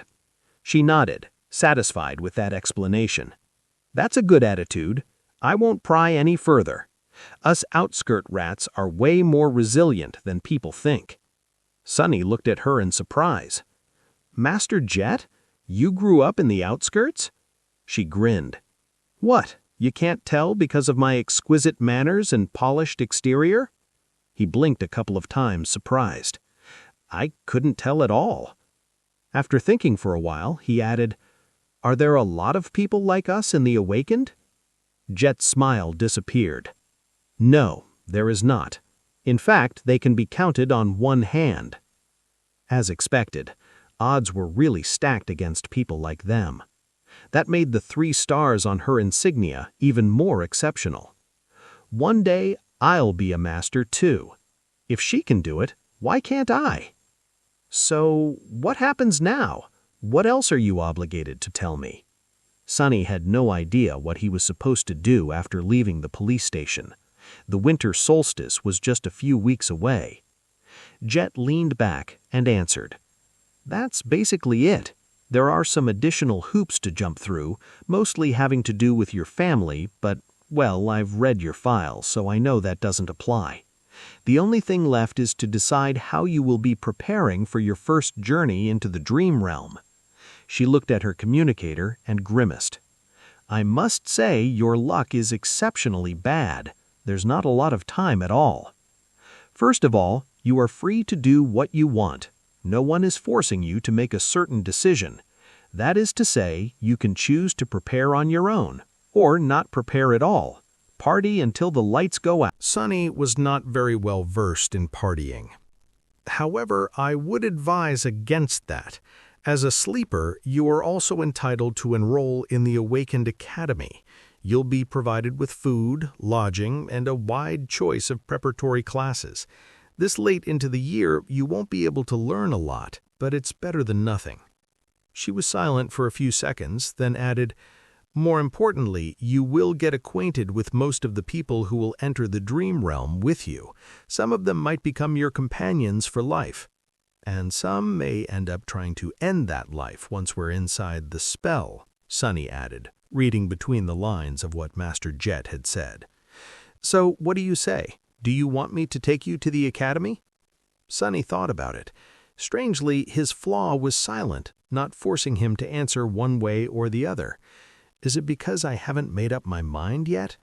Finally, he looked down at his empty tray and made a decision. "Free lodging and food, you say?" "Yeah, I want to go to the academy." Sunny was standing in front of the massive, seemingly indestructible red gates of the Awakened Academy. The academy was, in fact, a city within the city. It was built like a fortress, with a high wall made of hard alloy, a deep moat, and numerous large-caliber turrets which were placed in certain positions to create a deadly air suppression dome. No nightmare creature, not even colossal titans, were supposed to be able to break through its defenses. It was a legendary place. Actually, many of the most popular webtoons, youth dramas, and novels took place right behind that wall. Adventures, rivalries, and romantic entanglements of the young awakened heroes were the mainstream theme of modern entertainment. Never in his wildest dreams did Sunny imagine actually becoming one of these heroes. Of course, how things really were differed a lot from how it was portrayed in the media. More than that, he had only 4 weeks to spend here before venturing into the dream realm. Even if he wanted to, there was not enough time for any type of entanglement, and he definitely did not want to. He had to learn how to survive, not waste time on such nonsense. The snow was slowly falling to the ground. It was cold and silent in front of the academy gates. Except for Sunny, there was only one other person, another new sleeper, if he had to guess.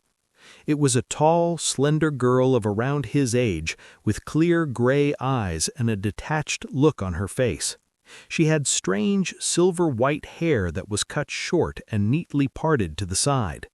Just like him, she was dressed in a police-issued tracksuit and had no personal belongings with her. On her head, there was a pair of old-fashioned headphones. She was calmly listening to music while they waited. There was a certain vibe to the silver-haired girl. It was sort of as though she was apart from the world. She looked confident and self-sufficient, but also a bit lonely. Sunny wasn't going to start a conversation. Who knew what kind of situation he would put himself in due to that damn flaw? It was better to keep to himself. He glanced at the girl and sighed. I wonder what flaw does she have? Finally, the gates began to open. The giant, ridiculously thick sheet of reinforced metal slowly descended, creating a long bridge. Sunny looked ahead with grim determination.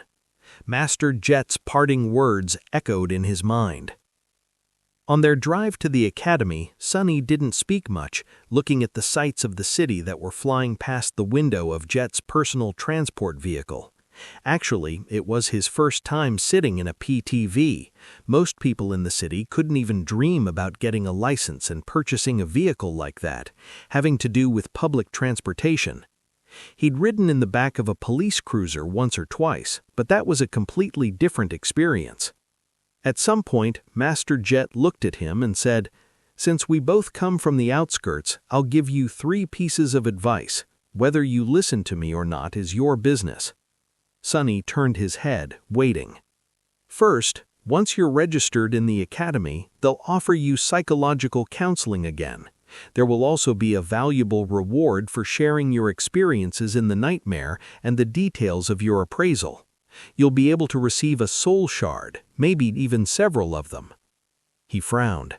"Are you trying to convince me to visit a psychiatrist again?" Jet headed her head. "No, I'm telling you to refuse." Surprised, Sonny raised his eyebrows. "Why?"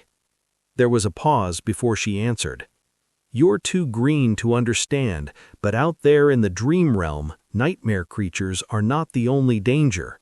Once you grow powerful enough, humans will become an equal threat. The less they know about your aspect, the better." So that's how it is. The easiest way to defeat a powerful awakened is to use their flaw. That's why young fools in the academy are encouraged in various ways to share the details of their aspects. I'm not saying that the government will leak your information, but once 2 people know a secret, it's no longer a secret, and there's a lot of people working for the government. That made a lot of sense. "Thank you, Master Jet." She gave him a nod. "Second, there will be a lot of courses to choose from. All types of combat training, deep dives into nightmare creature categories and vulnerabilities, basics of various types of sorcery, artifact study, and so on." Sonny gulped.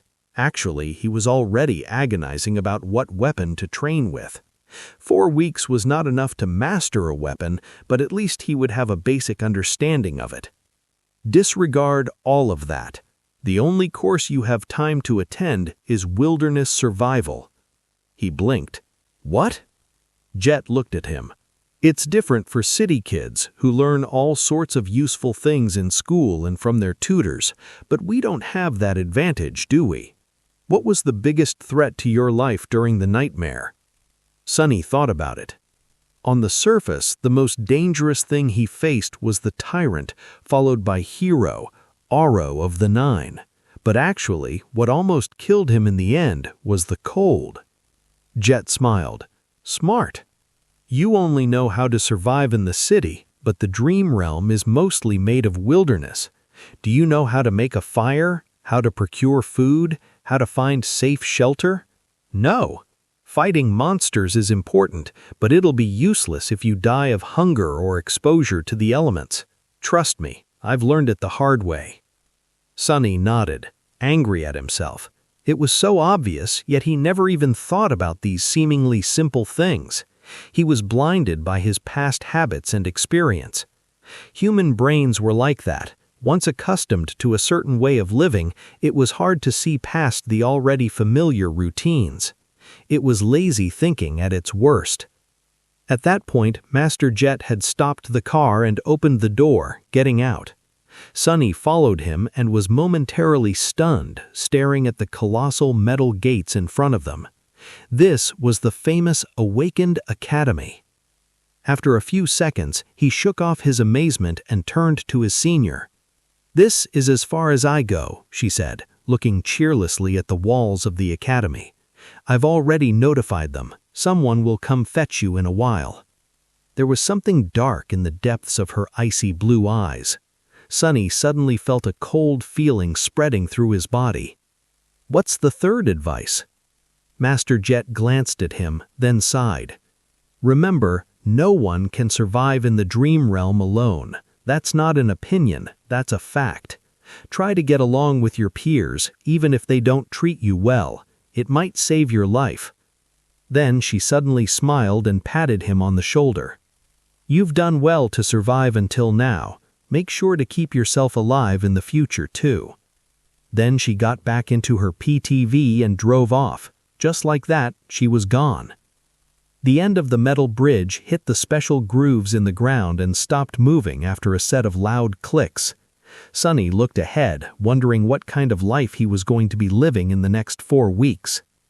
Keep your flaw and aspect secret, learn to survive in the wilderness, be nice to your peers. It didn't sound too hard.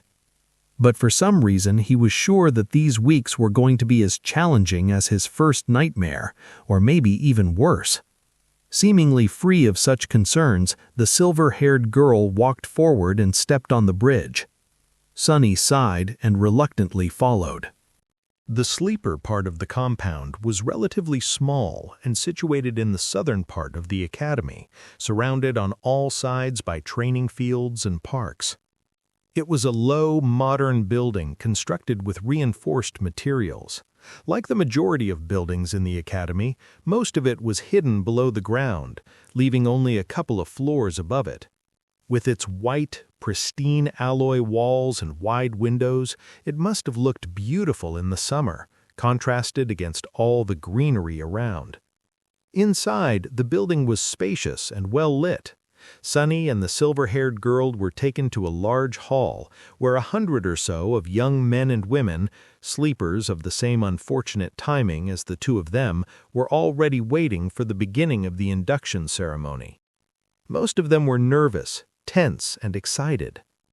Logistics of the academy were a constant headache for the administrators, since the rate at which the spell infected people was always chaotic. There was no way to orderly structure for batches of sleepers to undergo any type of standardized education on a shared schedule. Some of them had a full year to prepare for the dream realm, some only months, some even mere days. That's why these induction ceremonies were held each month at the beginning of the year and then every week once the winter solstice began to loom near. Some of the sleepers in the hall had to wait days to be inducted, while Sunny had lucked out and was delivered to the academy just hours before the scheduled event. Once inside the hall, he understood two things. Firstly, everyone was well-dressed and in possession of a suitcase, a duffel bag, or at least a backpack carrying their personal belongings. They were obviously coming prepared, most likely from home, sent off by their families. So Sunny and the silver-haired girl who came empty-handed and wearing simple police-issued clothes were not a norm like he had assumed, but actually an eye-catching anomaly. Right, that makes sense. Secondly, Master Jet was not being overly humble when she called herself below average by awakened standards. Even though these young people were just starting their paths as awakened, their looks were dazzling. Everyone was handsome, beautiful, and radiated health. He swallowed. Still, I feel like none of them compare. She might not be as perfectly shaped, but I don't know, she has a presence. It's like shadows become deeper and the temperature drops by a couple of degrees when she's in a room. Was this the difference between a sleeper and a master? But all of these thoughts were just him trying to postpone the inevitable. Sunny already knew that he was in for a wild ride. Because he could not lie, and all of these excited youths, regardless of their clothes, gender, and looks, wanted to do one thing: talk. Every one of them wanted to talk with fellow sleepers. They wanted to discuss their nightmares, their future journey into the dream realm, and everything in between. They wanted to ask questions. They wanted to be asked questions. They wanted to discuss something important, or just chit-chat about stupid things. Everyone wanted to share. "It's a nightmare," Sunny moaned, disturbed and fearful. "I'm doomed." Then, with a bit of grim determination, he gritted his teeth and slowly exhaled. "Just think about it as a continuation of your trial. You survived the Black Mountain, so you can survive this too." He had faced heroes, villains, monsters, and even gods. Was he going to be afraid of a bunch of teenagers? Well, he might have underestimated how scary teenagers can be. In half an hour, pretty much everyone in the room hated his guts. After a short series of conversations, Sunny had acquired a reputation of an obnoxious, foul-mouthed pervert. This reputation was quickly solidified. He was slapped a few times and even punched once. He also discovered a couple of new things about his true self, namely that deep down inside he was apparently rude, arrogant, and more than a little bit lustful. The conversations went something like this: "Look at all these young people. How many do you think will return from the dream realm? How many will perish? What do you think our own chances of survival are? I don't know, but I'm pretty sure that a pompous fool like you will die first. Or, I even received an armor-type memory in my nightmare. It's an enchanted robe. Would you like to see? Actually, I would prefer to see you without a robe. Or, then those lowlifes began to rob the bodies. It was disgusting. They even took their shoes. What kind of degenerate would take a dead man's shoes? I once killed a man and took his boots. They were nice boots. What? You killed someone just for a pair of boots? Of course not. There were other reasons. I also took his cloak. Once again, an outcast, Sonny was eventually left alone. People seemed to be avoiding him. Unperturbed, he found a quiet corner and stood there, glad that no one wanted to talk to him anymore. His face hurt, and there was blood dripping from his nose. Being ostracized from a group was nothing new, but it still stung. But he was smiling, because in the process of turning the whole batch of sleepers against himself, Sonny had discovered something vital. He learned how to control his flaw. Once asked a question, he could not keep quiet. He also couldn't lie. However, after a lot of experimentation, Sonny had found out that with a bit of practice, he could influence the exact way the truth eventually came out. It was like this. After receiving a question, his mind automatically produced a truthful answer. After that, the flaw would force him to say that answer out loud. Refusal to speak would result in the buildup of pressure, then piercing pain. The longer he kept quiet, the worse the pain would become. Eventually, he would have to surrender and reveal the truth. However, in these moments between receiving the question and surrendering to the pain, the actual wording of the answer could be changed. It still had to be truthful, but it didn't have to be so stark. For example, if Master Jet were to catch him staring again and ask what he was looking at, instead of embarrassing himself, he would have been able to endure a bit of pain and simply say, "You." That would still be the truth, however, the result would be entirely different. Hidden in the corner, Sonny grinned as he observed the sleepers. "Oh, this is good. This is great. This is something I can work with." After all, one didn't have to lie to deceive a person. Sometimes, truth was the best material for creating deceit. If used with a certain devious type of intelligence, truth could be as misleading as lies. For example, in one of his previous conversations, Sonny had confessed that he had once stolen boots from a dead man. The other guy was horrified and asked if he had really killed someone just for a pair of boots. The answer the flaw forced him to give was that there were other reasons and that he had also taken his cloak. The true reason for killing the veteran slaver was that he had whipped him a few hours prior. Besides, he was already dying. The cloak had nothing to do with the killing itself. However, the wording of the answer created an impression that it did. Thus, two truthful statements, when put together, created an effect akin to a lie.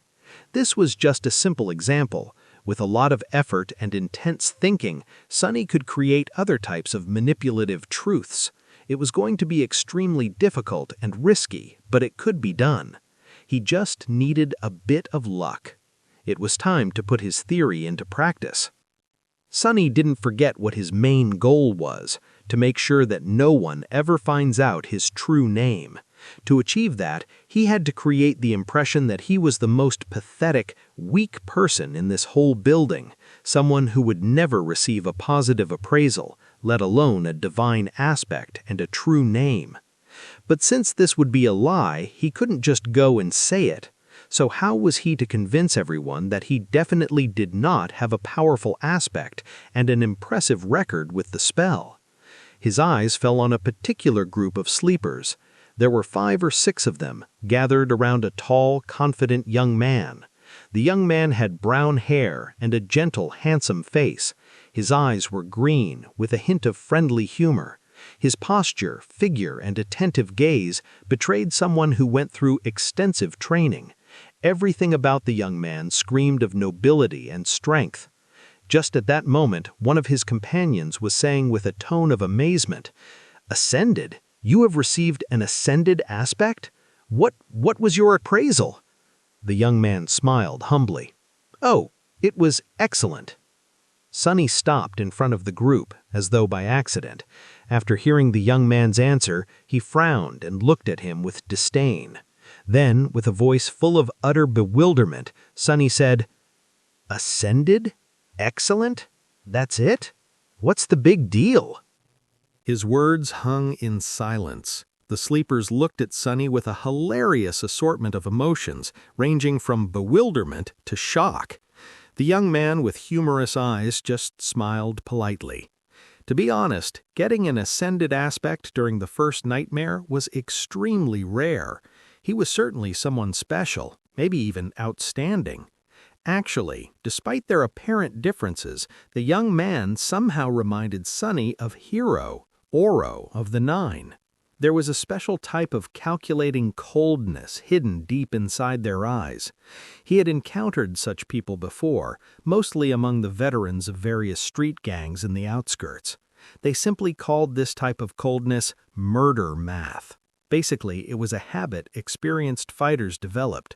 No matter where they were and what mood they were in, there was always a sober part of their minds constantly calculating the most efficient way of killing the person in front of them, just in case such need arises. Why do I have to antagonize someone like that, of all people? But Sonny really had no grounds to complain. After all, he brought this on himself. After a few seconds, one of the young man's companions finally blinked and said, "Friend, you must not know a lot about the spell. Castor's results are truly remarkable." Then, with a furtive glance at the remarkable Castor, he added, "He is a legacy after all. An actual, living, and breathing descendant of an awakened clan?" Sonny reevaluated his opinion of the humorous young man. Legacies were known to be trained for their eventual entrance into the spell from the moment they could walk. For them, being infected was a certainty instead of a possibility. They were extremely formidable people. "Just great," he thought bitterly, and made his frown deepen. "Are you trying to pull a prank on me? You call this remarkable?" The bewilderment in the eyes of these sleepers was slowly being replaced by hostility. "Listen, friend, if you don't think that an ascended aspect is remarkable, then please share with us your own amazing results. What, pray tell, was your appraisal?" Castor himself was still keeping quiet and smiling. However, his defenders were growing restless. This was exactly what Sonny wanted to happen. He smiled with utter contempt. "I'd let you know, my appraisal was, it was glorious. Yes, glorious, and the aspect I acquired was of the divine rank." After that, he received a number of strange looks. No one had ever received a divine aspect before, so of course they were starting to think that he was a lunatic. But there was still a sliver of doubt. Maybe that strange guy was a descendant of a powerful clan, a peerless prodigy. Maybe his appraisal was indeed glorious. Sonny had to dispel that tiny bit of doubt. "Mind you, I'm not some lofty legacy. I'm from the outskirts. I've never even received combat training. All that training and he only got an excellent? What did he do during the nightmare? Pick his nose the whole time?" The expressions of all the sleepers that were listening to his bragging instantly changed. An outskirt rat with no training? Yeah, sure. Who was he trying to fool? Finally, with the same polite smile, Castor spoke. "Glorious? That is interesting. Would you mind telling us what were your achievements in the nightmare?" Sonny grinned. "Sure, no problem. First of all, I killed an awakened tyrant." Every cost him a couple of moments of intense pain, but he didn't let it show on his face. His expression was nothing but smug and confrontational. The mere mention of a tyrant, let alone an awakened one, made a couple of sleepers smile with ridicule. "Oh, really? How did you kill it?" An arrogant look appeared on Sonny's face. "How? Let me tell you, I didn't even have to lift a finger. I just spat, and it was torn to pieces." Which was true. Sonny had spat a mouthful of blood on the altar, and as a result, Mountain King was ruthlessly dismembered by Shadow God. Someone openly laughed. This guy is either insane or purposely messing with us. Listen here, Shorty, have some decency, okay? Who would believe such a lie? Sonny was genuinely angry. He wanted to retort, saying that he wasn't short, but he couldn't, because that would be a lie, damn it. So instead, he just gritted his teeth and said with a voice full of outrage, "I can't answer that because it's not a lie." Are you really insisting that you had killed an awakened tyrant? A tyrant! And with a bit of spit, no less? Sonny knitted his brows. That's the truth. More laughter followed. Crazy bastard. He actually believes in his own crap. Insane. He's insane. Unexpectedly, Castor stopped his companions. Guys. After the laughter quieted, he asked in a friendly manner, "What else did you achieve?" "What? That wasn't enough?" Sonny raised his chin. "Let me think. Oh, I also killed an awakened swordsman." "Really? How did you do that?" Acting as though he was a little bit embarrassed, Sonny looked down. Actually, that time I had to lift a finger. I even had to shake it a couple of times. That was enough to kill him, though."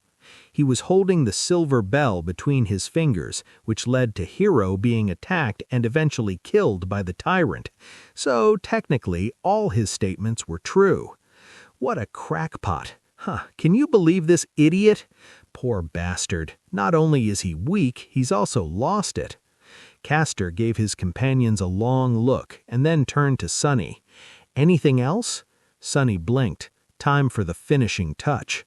Something else? Oh right, I communicated with a bunch of gods, even though they were all dead.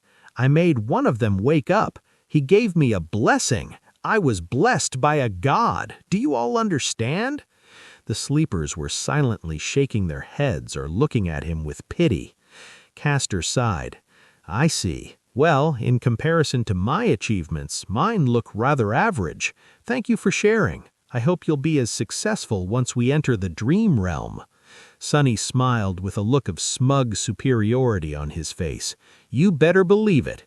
With that, he turned around and walked away. That's a job well done. He was pretty sure that after this performance, no one would ever believe that he actually had some kind of a powerful aspect or did anything worthy of notice during the nightmare. He only told them the truth, and yet managed to make everyone believe in the opposite of the truth. Such an incredible feeling. What did they think of him now? They thought that he was weak, grew up without any education in the outskirts, and had no training. More than that, he was apparently either insane or incredibly stupid. His temper was terrible. Truly pathetic and pitiful fellow. Now, whenever he was asked about his aspect, he could just honestly say that it was of the divine rank and be laughed at. People would rather believe that the spell had ceased to exist than that he was someone noteworthy. He could even scream about his accomplishments from the roof, and no one would believe him. Subsequently, no one would ever suspect that he had a true name. Just you wait, fools. One day I'll be the one laughing. As Sonny was walking away, he heard one of the sleepers talking to Castor. "Why didn't you put that lunatic in his place? He belittled you." After a short pause, Castor answered. His voice sounded low and mellow. "Poor kid must have lost his mind in the nightmare. It happens often. He'll most likely die soon, so being kind is the least I can do." The corner of Sonny's mouth twitched. What a nice guy. He knew that Castor's words were based on a false assumption, but for some reason still felt a cold chill running up his spine. Satisfied with his performance, Sonny walked back to the deserted corner of the hall. He felt people looking at him with mockery, contempt, and pity. No one seemed to be willing to stay close to him. It was just as well. He didn't want to be bothered anyway. Still, weren't their reactions a bit exaggerated? It's not like he was carrying an infectious disease. Well, except for the spell, but it wasn't really a disease, which everyone here should have known already. Finally, he extricated himself from the crowd and reached the corner. For some reason, sleepers were unwilling to approach it. Currently, there was only one girl sitting quietly on the bench. Sunny gave her a look. The quiet girl was delicate, demure, and very pretty. Her clothes were tidy and neat. They weren't very expensive, but still rather tasteful. With her pale blonde hair, big blue eyes, and exquisite face, she looked like a beautiful porcelain doll. She was subtly breathtaking. However, there was something wrong with her. Sunny frowned, trying to understand what exactly about the girl made him uneasy. After a while, he realized that her empty, expressionless stare was reminding him of Mountain King. Startled, Sunny understood that the girl was blind. It took him a couple of seconds to compose himself. What a shame. A bit disheartened, he carefully sat on the opposite end of the bench. The sleeper wouldn't have survived the first nightmare if she had been blind prior to entering the spell, which meant that she lost her sight as the result of the appraisal. It was her flaw. Suddenly, Sunny felt very apprehensive. A cold sensation spread through his chest, and I thought my flaw was bad. No matter what aspect ability the blind girl had received in exchange for her sight, it was effectively a death sentence. A blind person had no chances of surviving in the dream realm, at least not with a dormant core. In some sense, the girl was already dead. She was effectively a walking corpse. Feeling extremely disturbed, Sunny turned away and studied the crowd of sleepers. Now he understood why people were trying to avoid this corner. The girl was surrounded by an invisible but almost palpable aura of death. Sleepers usually weren't very superstitious, but anyone would feel uncomfortable in her company. Armed with this knowledge, Sunny suddenly saw a pattern in how the young people in the hall were grouped. Instinctively, they all tried to stand close to those of their own circumstance. At the far end of the hall, closest to the stage, were one or two small groups. People in these groups were distinct from the rest of sleepers. They were all confident, calm, and had an air of readiness. These were the legacies. They were trained for the spell since birth and had the highest chances of survival. Castor especially stood out from the rest. Next to them were a larger number of expensively dressed young people. They were lively and excited, and a little nervous. They were the scions of rich and high-ranking citizens. Their training was pretty good, since such families had ample funds to hire private tutors, even awakened ones. Their chances of survival weren't bad. Then there was the largest part of the crowd, which consisted of kids from middle-class families. They might not have had the privilege of training under awakened tutors, but their education wasn't bad. The government spent a lot of effort to put all the necessary knowledge and skills into the school curriculum, preparing potential sleepers in advance. Some of them might have received additional training in private. To survive, these sleepers would need to put in a valiant effort and also have a bit of luck. But it wasn't improbable. Consequently, they were tense and nervous. And lastly, there was Sunny and the blind girl, the corpses.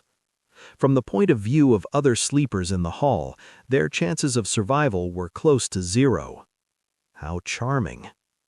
This was how the young sleepers had subconsciously divided themselves.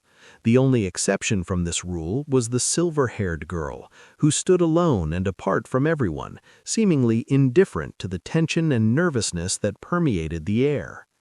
She was leaning against a wall with her eyes closed, still listening to music. But regardless of their group and level of training, everyone was already tired of waiting. When will the damn induction ceremony start? Sunny thought, irritated.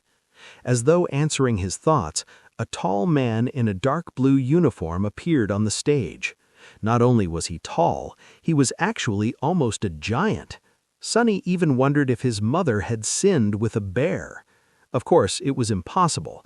Bears had gone extinct long before the spell even appeared, but he once saw pictures in a book and they looked sort of similar. A bear-like nightmare creature, then. The giant man had wide shoulders, an athletic build, and a gorgeous brown beard.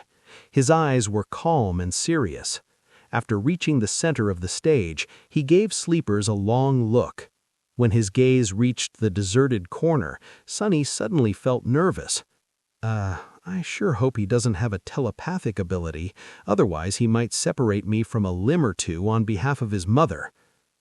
The man didn't pay Sonny a lot of attention and returned his gaze to the front rows of the crowd. Finally, he said in a deep, reverberating voice, "I am Awakened Rock. Sleepers, welcome to the Academy." Everyone listened without making a sound. "In less than a month, you will be summoned to the dream realm. Some of you might think that you're well prepared. You're wrong. The spell is merciless and cunning. The moment awakened begin to think too much of themselves, they die. I've seen countless sleepers like you lose their lives. I've also seen experienced masters lose their lives. Even saints are not assured to survive." "Thanks for the encouragement," Sonny thought sarcastically. "In the following 4 weeks, we will do everything in our power to increase your chances of survival. You will receive training from the best instructors in the world. However, don't be misled by their fame. In the end, whether you return from the dream realm alive depends on only one person, you. The responsibility to survive is yours, and yours alone." Except for the legacies, sleepers were looking at each other with growing fear in their eyes. Awakened Rock continued, "You are not children anymore.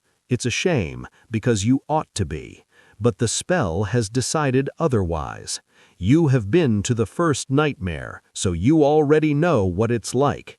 Your parents, your teachers, and your friends can't help you anymore." "Haven't had any of those in a long time." While listening to Rock's speech, Sonny couldn't help but feel a little excluded. It was all old news to him. However, he understood the instructor's purpose. He had to make young sleepers afraid, because fear is the only thing that would keep them alive. Finally, the speech got to the important part. Awakened Rock paused, giving kids listening to him a few moments to digest his words. Then, with a short nod, he continued, "Now we will talk about the difference between nightmares and the dream realm." That was something Sonny was keenly interested in. Of course, he had a general knowledge of how things were set inside the spell, but the first nightmare had already shown him that reality was different from how it was portrayed in popular culture in a number of small but infinitely important ways. He needed to separate truth from the myths, and of course it was very advantageous to hear it from the mouth of someone who had actually been to the dream realm, so Sonny was all ears. Awakened Rock began to speak. "Most people are aware of what nightmares are because they have an impact on the real world and their lives.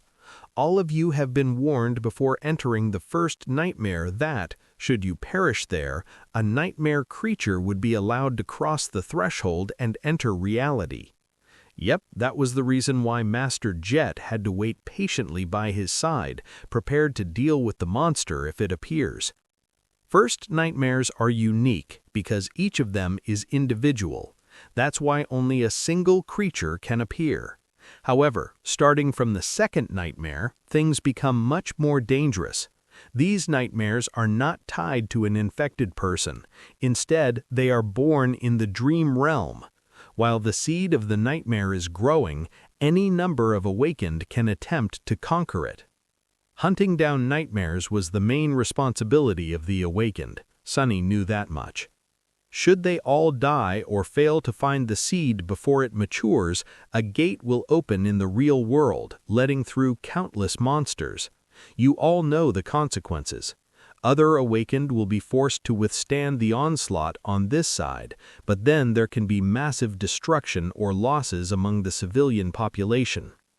Opening gates were something that every person on the planet feared. It was also the second disaster brought upon by the spell after the initial appearance of the nightmare creatures. The main difference was that in that initial wave, there were only dormant beasts. However, gates had ranks of their own, and any type of creature could potentially step through. Not long before Sunny was born, a rank 5 gate opening left a whole continent uninhabitable. Luckily, high-rank gates were very rare. Awakened Rock's voice grew solemn. So, it is not wrong to say that the purpose of the Awakened is to enter the dream realm, seek out maturing nightmares, and close them before any harm could befall the real world. From this, you can see that the dream realm and the nightmares are connected, but are not one and the same. If nightmares are the destination, then the dream realm is the road, but it is also so much more. Very romantic. Does Awakened Rock have poetic inclinations? Simply put, the dream realm is a world. It is vast, mysterious, and mostly unexplored. It is also dead. There is no life out there except for the nightmare creatures, corrupted ecosystems, and now us. But it wasn't always dead. We can tell that once, a long time ago, the dream realm was home to several primitive civilizations. There are a lot of ruins buried in its soil. From what Sunny knew, those lost civilizations were not really primitive, it's just that their development was centered around soul cores and mysticism as opposed to technology, so basically miracles and magic. What were their names? How did they fall? No one knew. Maybe they were destroyed by the spell. We don't know if the dream realm exists inside the spell as one of its illusions, just on an unimaginably larger scale, or if it's real, with the spell only serving as a pathway between two realities. However, we do suspect that the illusions conjured up inside the nightmares are based on its history. They are replicas of past events, somehow reconstructed from the depths of time. So there might have been a real slave caravan on that black mountain once a long time ago. Sunny remembered how time seemed to move in reverse at the beginning of his nightmare. He thought about how things would have ended up without his involvement. Did the nameless slave perish in Mountain King's maw with the rest of the caravan? Somehow he felt that the nameless slave was not that simple. Otherwise, why would the spell remember him? And what about Hero? Was he able to escape? I wonder. There are 4 main differences between the dream realm and the nightmares. Firstly, it doesn't have a story. There is no predetermined conflict you are forced to resolve. You can move freely and explore, provided that you have the strength to stay alive in the wilderness. Most people tend to stay close to one of the human citadels. That's good to know, Sunny thought, unconvinced. Sure, there were no predetermined conflicts in the dream realm, but with his fated attribute, he was pretty certain to end up in some kind of trouble, so that freedom Awakened Rock had mentioned was relative in his case. Meanwhile, the instructor continued. Secondly, as I have already mentioned, there are no people in the dream realm except for those who came from the real world. There are only monsters. Some of them can mimic human appearance, though, so be mindful of that. Sunny felt cold sweat running down his back. Nightmare creatures mimicking humans? So creepy. Since when was that a thing? Why hasn't he ever heard about it? He stole a glance at the legacies standing in the first row and noticed that they did not show any sign of surprise. So they knew. Thirdly, unlike the first nightmare, no nightmare creatures will appear in the real world if you die in the dream realm. It may sound cruel, but that's a good thing. Awakened forces are already spread thin. If we had to monitor every sleeper, we wouldn't have resources to handle more important matters. Considering that each sleeper could spend weeks, sometimes even months, in the dream realm, there was ruthless logic in that statement. And lastly, and most importantly, unlike nightmares which are bound by the rules of fairness, there is no limit to what kind of creature you can meet in the dream realm. During its trials, the spell won't pit a dormant human against an opponent many ranks above them. Oh, really? Sunny sneered. However, he was forced to agree with Awakened Rock. Even though both Hero and Mountain King were way out of his league, they still were just one rank above him. But in the Dream Realm, no such restrictions exist. Theoretically, you can stumble upon an unholy titan and die before even realizing what happened. So be careful and stick to regions with enemies on par with your own rank. It's not an ironclad guarantee, but at least there will be less of a chance of you biting off more than you can chew. Sticking to a region populated by nightmare creatures below his rank was even better. That was exactly what Sunny was planning to do. Awakened Rock's voice grew solemn. So, it is not wrong to say that the purpose of the Awakened is to enter the Dream Realm, seek out maturing nightmares, and close them before any harm could befall the real world. From this, you can see that the Dream Realm and the nightmares are connected, but are not one and the same. If nightmares are the destination, then the Dream Realm is the road, but it is also so much more. When the solstice comes, you will be drawn into the Dream Realm. The exact location of where you will appear can't be predicted in advance, but there is a high chance that many of you will find yourselves in close proximity to each other. Band together and proceed to the nearest human citadel. Each citadel is built around a gateway. Once you reach that portal, you will be able to return to reality. Gateways were special portals that served as exit points from the Dream Realm. Once sleepers reached such a portal, they would be able to escape back to reality and become awakened. Their core would evolve, and they would also receive a second aspect ability. After that, they would return to the Dream Realm each time they fall asleep. If you can't locate or are unable to reach the nearest human citadel, search for an unclaimed gateway.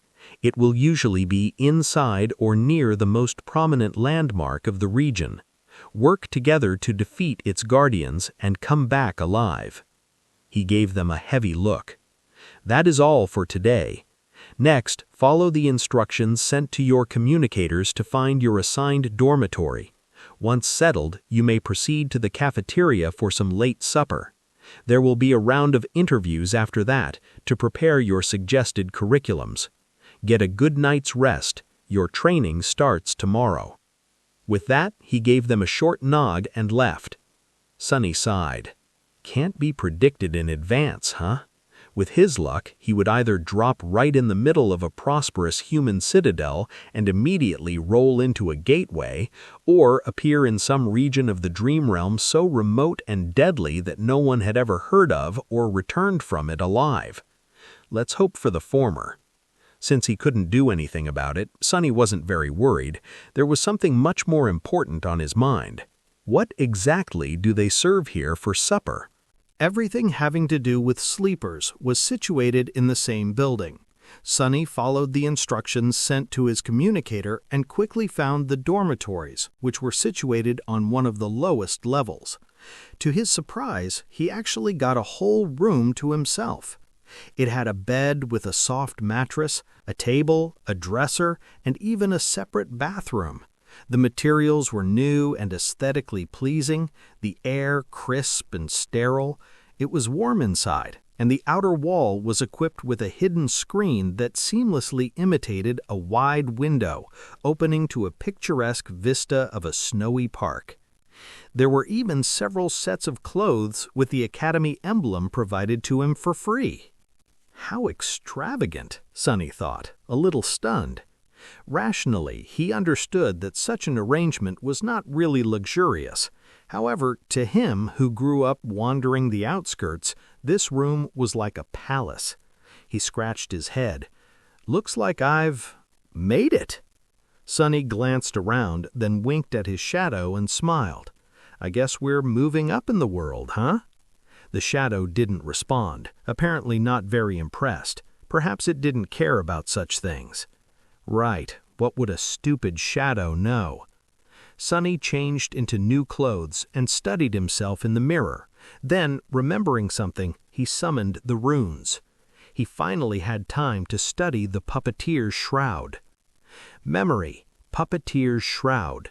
Memory rank, Awakened. Memory type, Armor. Memory description: a worm of doubt once found its way into a righteous king's heart. With time, the king was devoured from inside and became his puppet. A lifetime later, the puppeteer's worm escaped from the king's dead body, leaving behind a cocoon of black silk.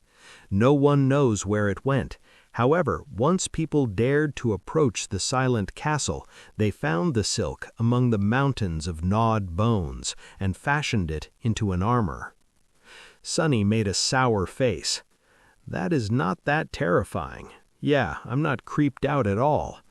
Come to think of it, the first creature he killed was called a larva. If he were to assume that Mountain King was a mature puppeteer's worm and already a tyrant, then what the hell would it transform into after becoming a moth? No, it's better not to think about it. With a sigh, he summoned the puppeteer's shroud. Thin black threads immediately appeared around his body and wrapped it into a set of armor. It was made of dark gray soft fabric with several elements such as bracers and shoulder guards fashioned out of black lusterless leather. The armor was light, understated, and did not restrain his movements at all. It also made no sound when he moved. Perfect equipment for someone who likes to lurk in the shadows. Sonny smiled. He knew that this armor would be tough to pierce for any creature below the awakened rank, which gave him a great advantage in dealing with all dormant monsters. He also felt a sort of strange, faint calmness while wearing it. A worm of doubt. Does it have enhanced protection against mental attacks? Somehow he was sure of it. A great trophy. He wouldn't expect anything less from the memory of a powerful tyrant. The only problem was that the puppeteer's shroud was not obviously meant to be worn on top of a full set of clothes. Quite satisfied, Sonny dismissed it and left his room, heading for the cafeteria. Not bad, he thought, recalling all the rewards he had received during and after the first nightmare. The supper turned out to be as lavish as the dormitory. Sonny's wish to taste real meat finally came true. Not only was it freely available to sleepers, there wasn't even a limit to the amount each of them could eat.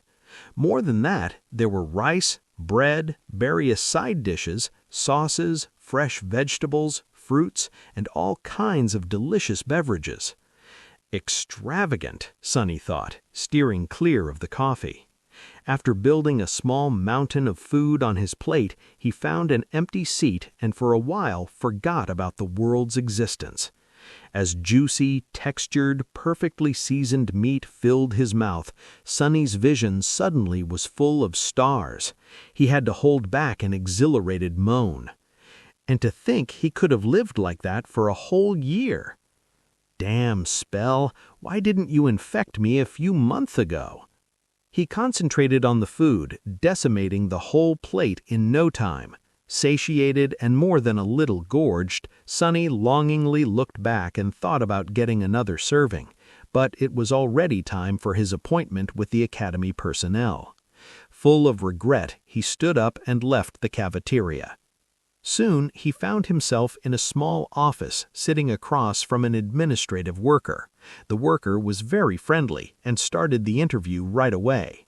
Just as Master Jet had warned him, Sonny was offered psychological counseling again. Remembering her advice, she refused, and the interview smoothly switched to questions about his aspect. He didn't want to give up information about his abilities, but also knew that he had to tell the worker something. Luckily, the questions were worded in a way to put sleepers at ease.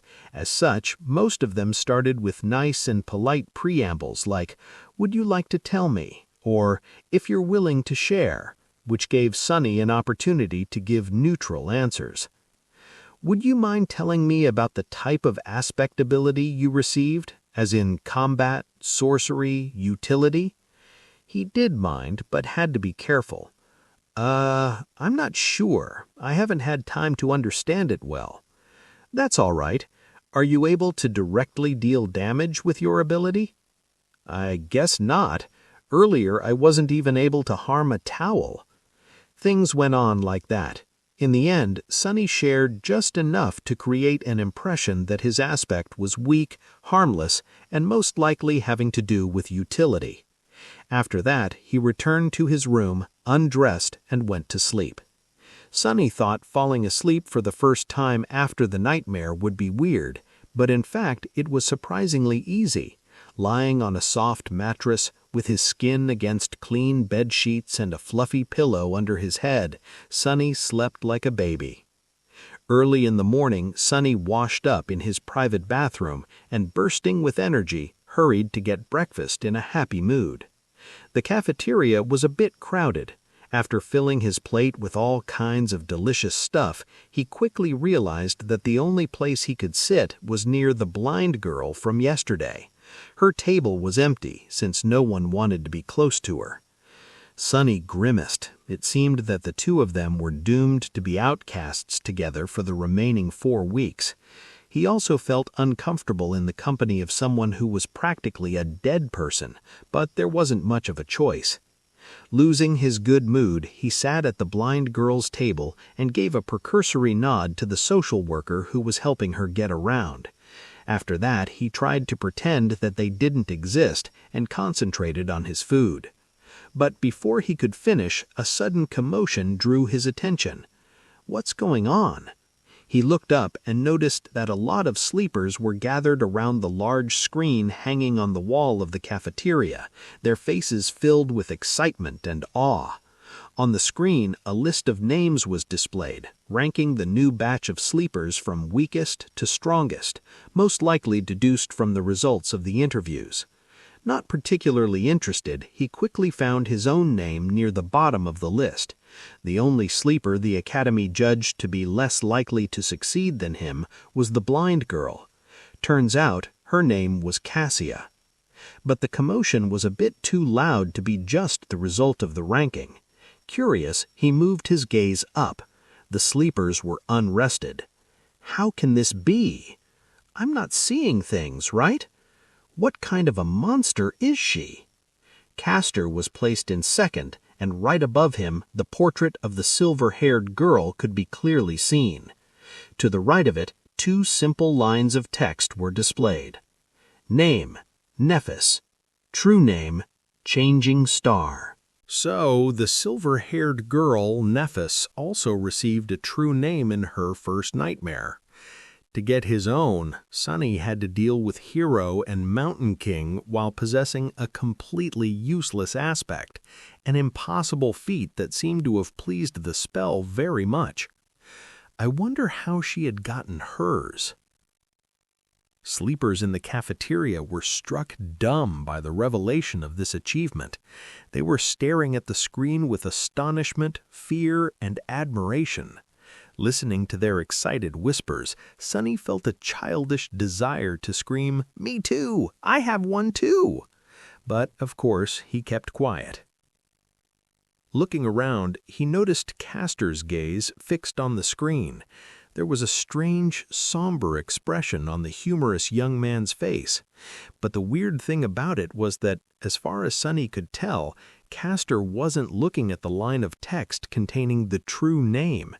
Instead, he was staring at the line of text that read Nephis, as though the girl's actual name held more meaning to him than the one given by the spell. Interesting. Do they know each other? Why would a lofty legacy know someone who came to the Academy in a police-issued tracksuit? And speaking of Nephis, where was she? Sunny glanced around the cafeteria and quickly noticed the silver-haired girl, who was sitting quietly in a corner with a cup of coffee in her hands.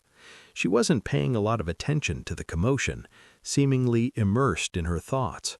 Her gray eyes were serious and distant. A sleeper with a true name? That's impossible. It's technically possible. Smile of Heaven received her true name in the first nightmare, I think, but yeah, I'm doubtful. Maybe she lied in the interview. Are you stupid? If it was that easy to deceive the administrators, the crazy pervert from yesterday would have been in the first place instead. Sunny's face twitched. Crazy pervert, huh? Well, why don't we just ask her? Suddenly, there was a deafening silence in the cafeteria. Following the suggestion, sleepers stopped talking and turned around, staring at Nephis. However, no one seemed to have the courage to approach her first. Finally, sensing something, she raised her eyes and looked at them with surprise. What? Even the blind girl Cassia turned in the direction of her voice. After a couple of moments, Castor suddenly walked over and made a small bow. Lady Nephis, I am Castor from the Han Li clan. I see that your trial went well. Lady? Why is he addressing her that way? And he had to introduce himself, so they don't know each other? Interesting. Nephis seemed to be a little bit perplexed by the question. After thinking for a while, she smiled brightly and shrugged. It is what it is. Castor awkwardly returned the smile. I see. I am very glad that you returned unharmed. Not that I doubted your abilities. Nephis nodded. Thank you. After that, she returned to her coffee, indicating that the conversation was over or simply oblivious to everyone's attention. Sunny sighed. How mysterious. There were a lot of thoughts on his mind, however, none of them could distract him from the most important thing, breakfast. A few seconds later, he had forgotten all about the awkward dynamic between Castor and Nephis and was happily shoveling down his food. The wilderness survival classroom was spacious, tastefully decorated, and completely empty. Sunny even thought he was mistaken, but then spotted a gloomy instructor sitting behind a wide wooden desk. Noticing him, the instructor perked up. Come in, young man. He was a lively old man with messy gray hair, absent-minded eyes, and a pair of bushy eyebrows that seemed to jump around on their own. I'm Awakened Julius. You can call me Teacher Julius. Sit down, sit down. What's your name? Sunny obediently sat down. It's Sunless. Julius raised his eyebrows. Ah, what an ominous name, but that is good, very good. After all, we have to deal with a lot of ominous things. Sunny carefully looked around. I'm sorry, teacher. Did I come too early? No, you're right on time. Are other students late? The instructor grunted with incredible contempt. No one else is coming. Those brutes are only interested in swinging their fists and swords around. Very few are smart like you and know the true value of knowledge. Oh, so it was that unpopular. Sunny inwardly sighed, hoping that he won't regret the decision to abandon combat training in favor of this course. Say, young man, why did you choose wilderness survival of all things? There was no point in hiding the true reason, not that Sunny would have been able to anyway. The Awakened that monitored me during the first nightmare, Master Jet, had advised me to study it above all things. A very wise advice. That master truly knows what's important. Wait, did you say Jet? Soul Reaper Jet, that murderous savage. Who would have thought that a barbarian like her would know the value of intricate knowledge? Soul Reaper. Sunny's curiosity was piqued. Teacher, do you know Master Jet? Julius carefully looked behind his back before answering. Who doesn't know the Soul Reaper? She might not be the most powerful Awakened out there, but she's certainly one of the most feared. That's because her aspect abilities disregard flesh and target soul cores directly, which means that no amount of armor, damage resistance, and physical protection can stop them. He leaned forward. The only good thing is that she's young and not likely to become a saint anytime soon, or even ever. Yes, luckily there's a very low probability that she'll ever advance." Sunny blinked. "Why?" Julius looked at him as though he was trying to comprehend how someone could be so ignorant. "Of her problematic personality, of course. Who would want to help a psychopathic killer become a saint?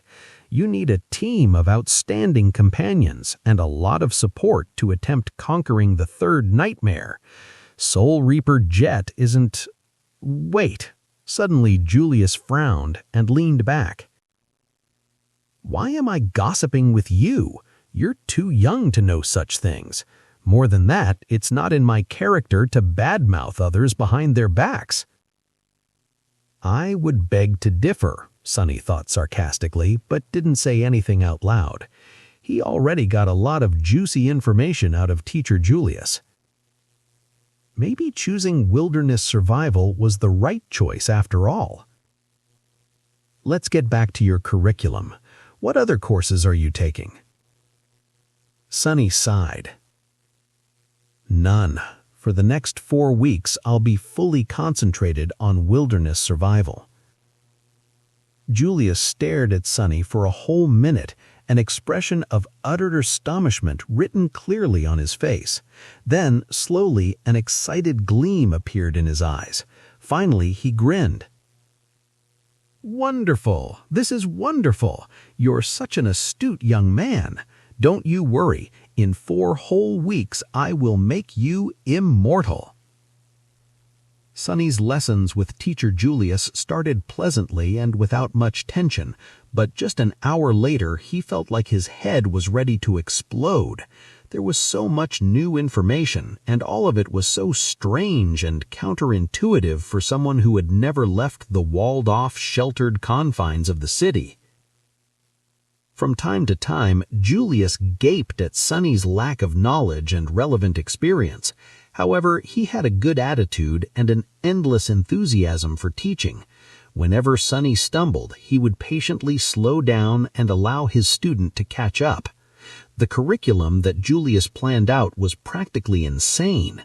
There was an endless amount of theoretical knowledge to learn, practical lessons both in virtual reality and the real world, numerous subjects and weird things to study. There were even a few lessons dedicated exclusively to learning the basics of several dead languages of the dream realm. "Why would I need to learn new languages?" Sunny thought with self-pity. "The spell automatically translates everything." But Julius was uncompromising. "The spell is not a translator. Do you think it has the time to express the intricacies of human speech? Let's say you're seeking shelter in a ruin and find an inscription that reads, 'Certain death ahead.' There are 30 words for death in the rune language. Just by knowing the runes, you'll be able to deduce what kind of danger there is." On the first day, they studied until the sun was about to set. Only then did Julius decide to let Sunny go, mentally exhausted and lamenting the fact that he had to miss lunch and dinner. Sunny decided to gently remind his teacher about the importance of food for maintaining high levels of concentration tomorrow. After returning to his room, he fell on a chair and stared blankly into the distance for a while. Then, as though remembering something, Sunny turned to his shadow. Right, he had a lot to accomplish before supper. He observed the shadow for a few seconds and then grinned. "Let's see what you can really do."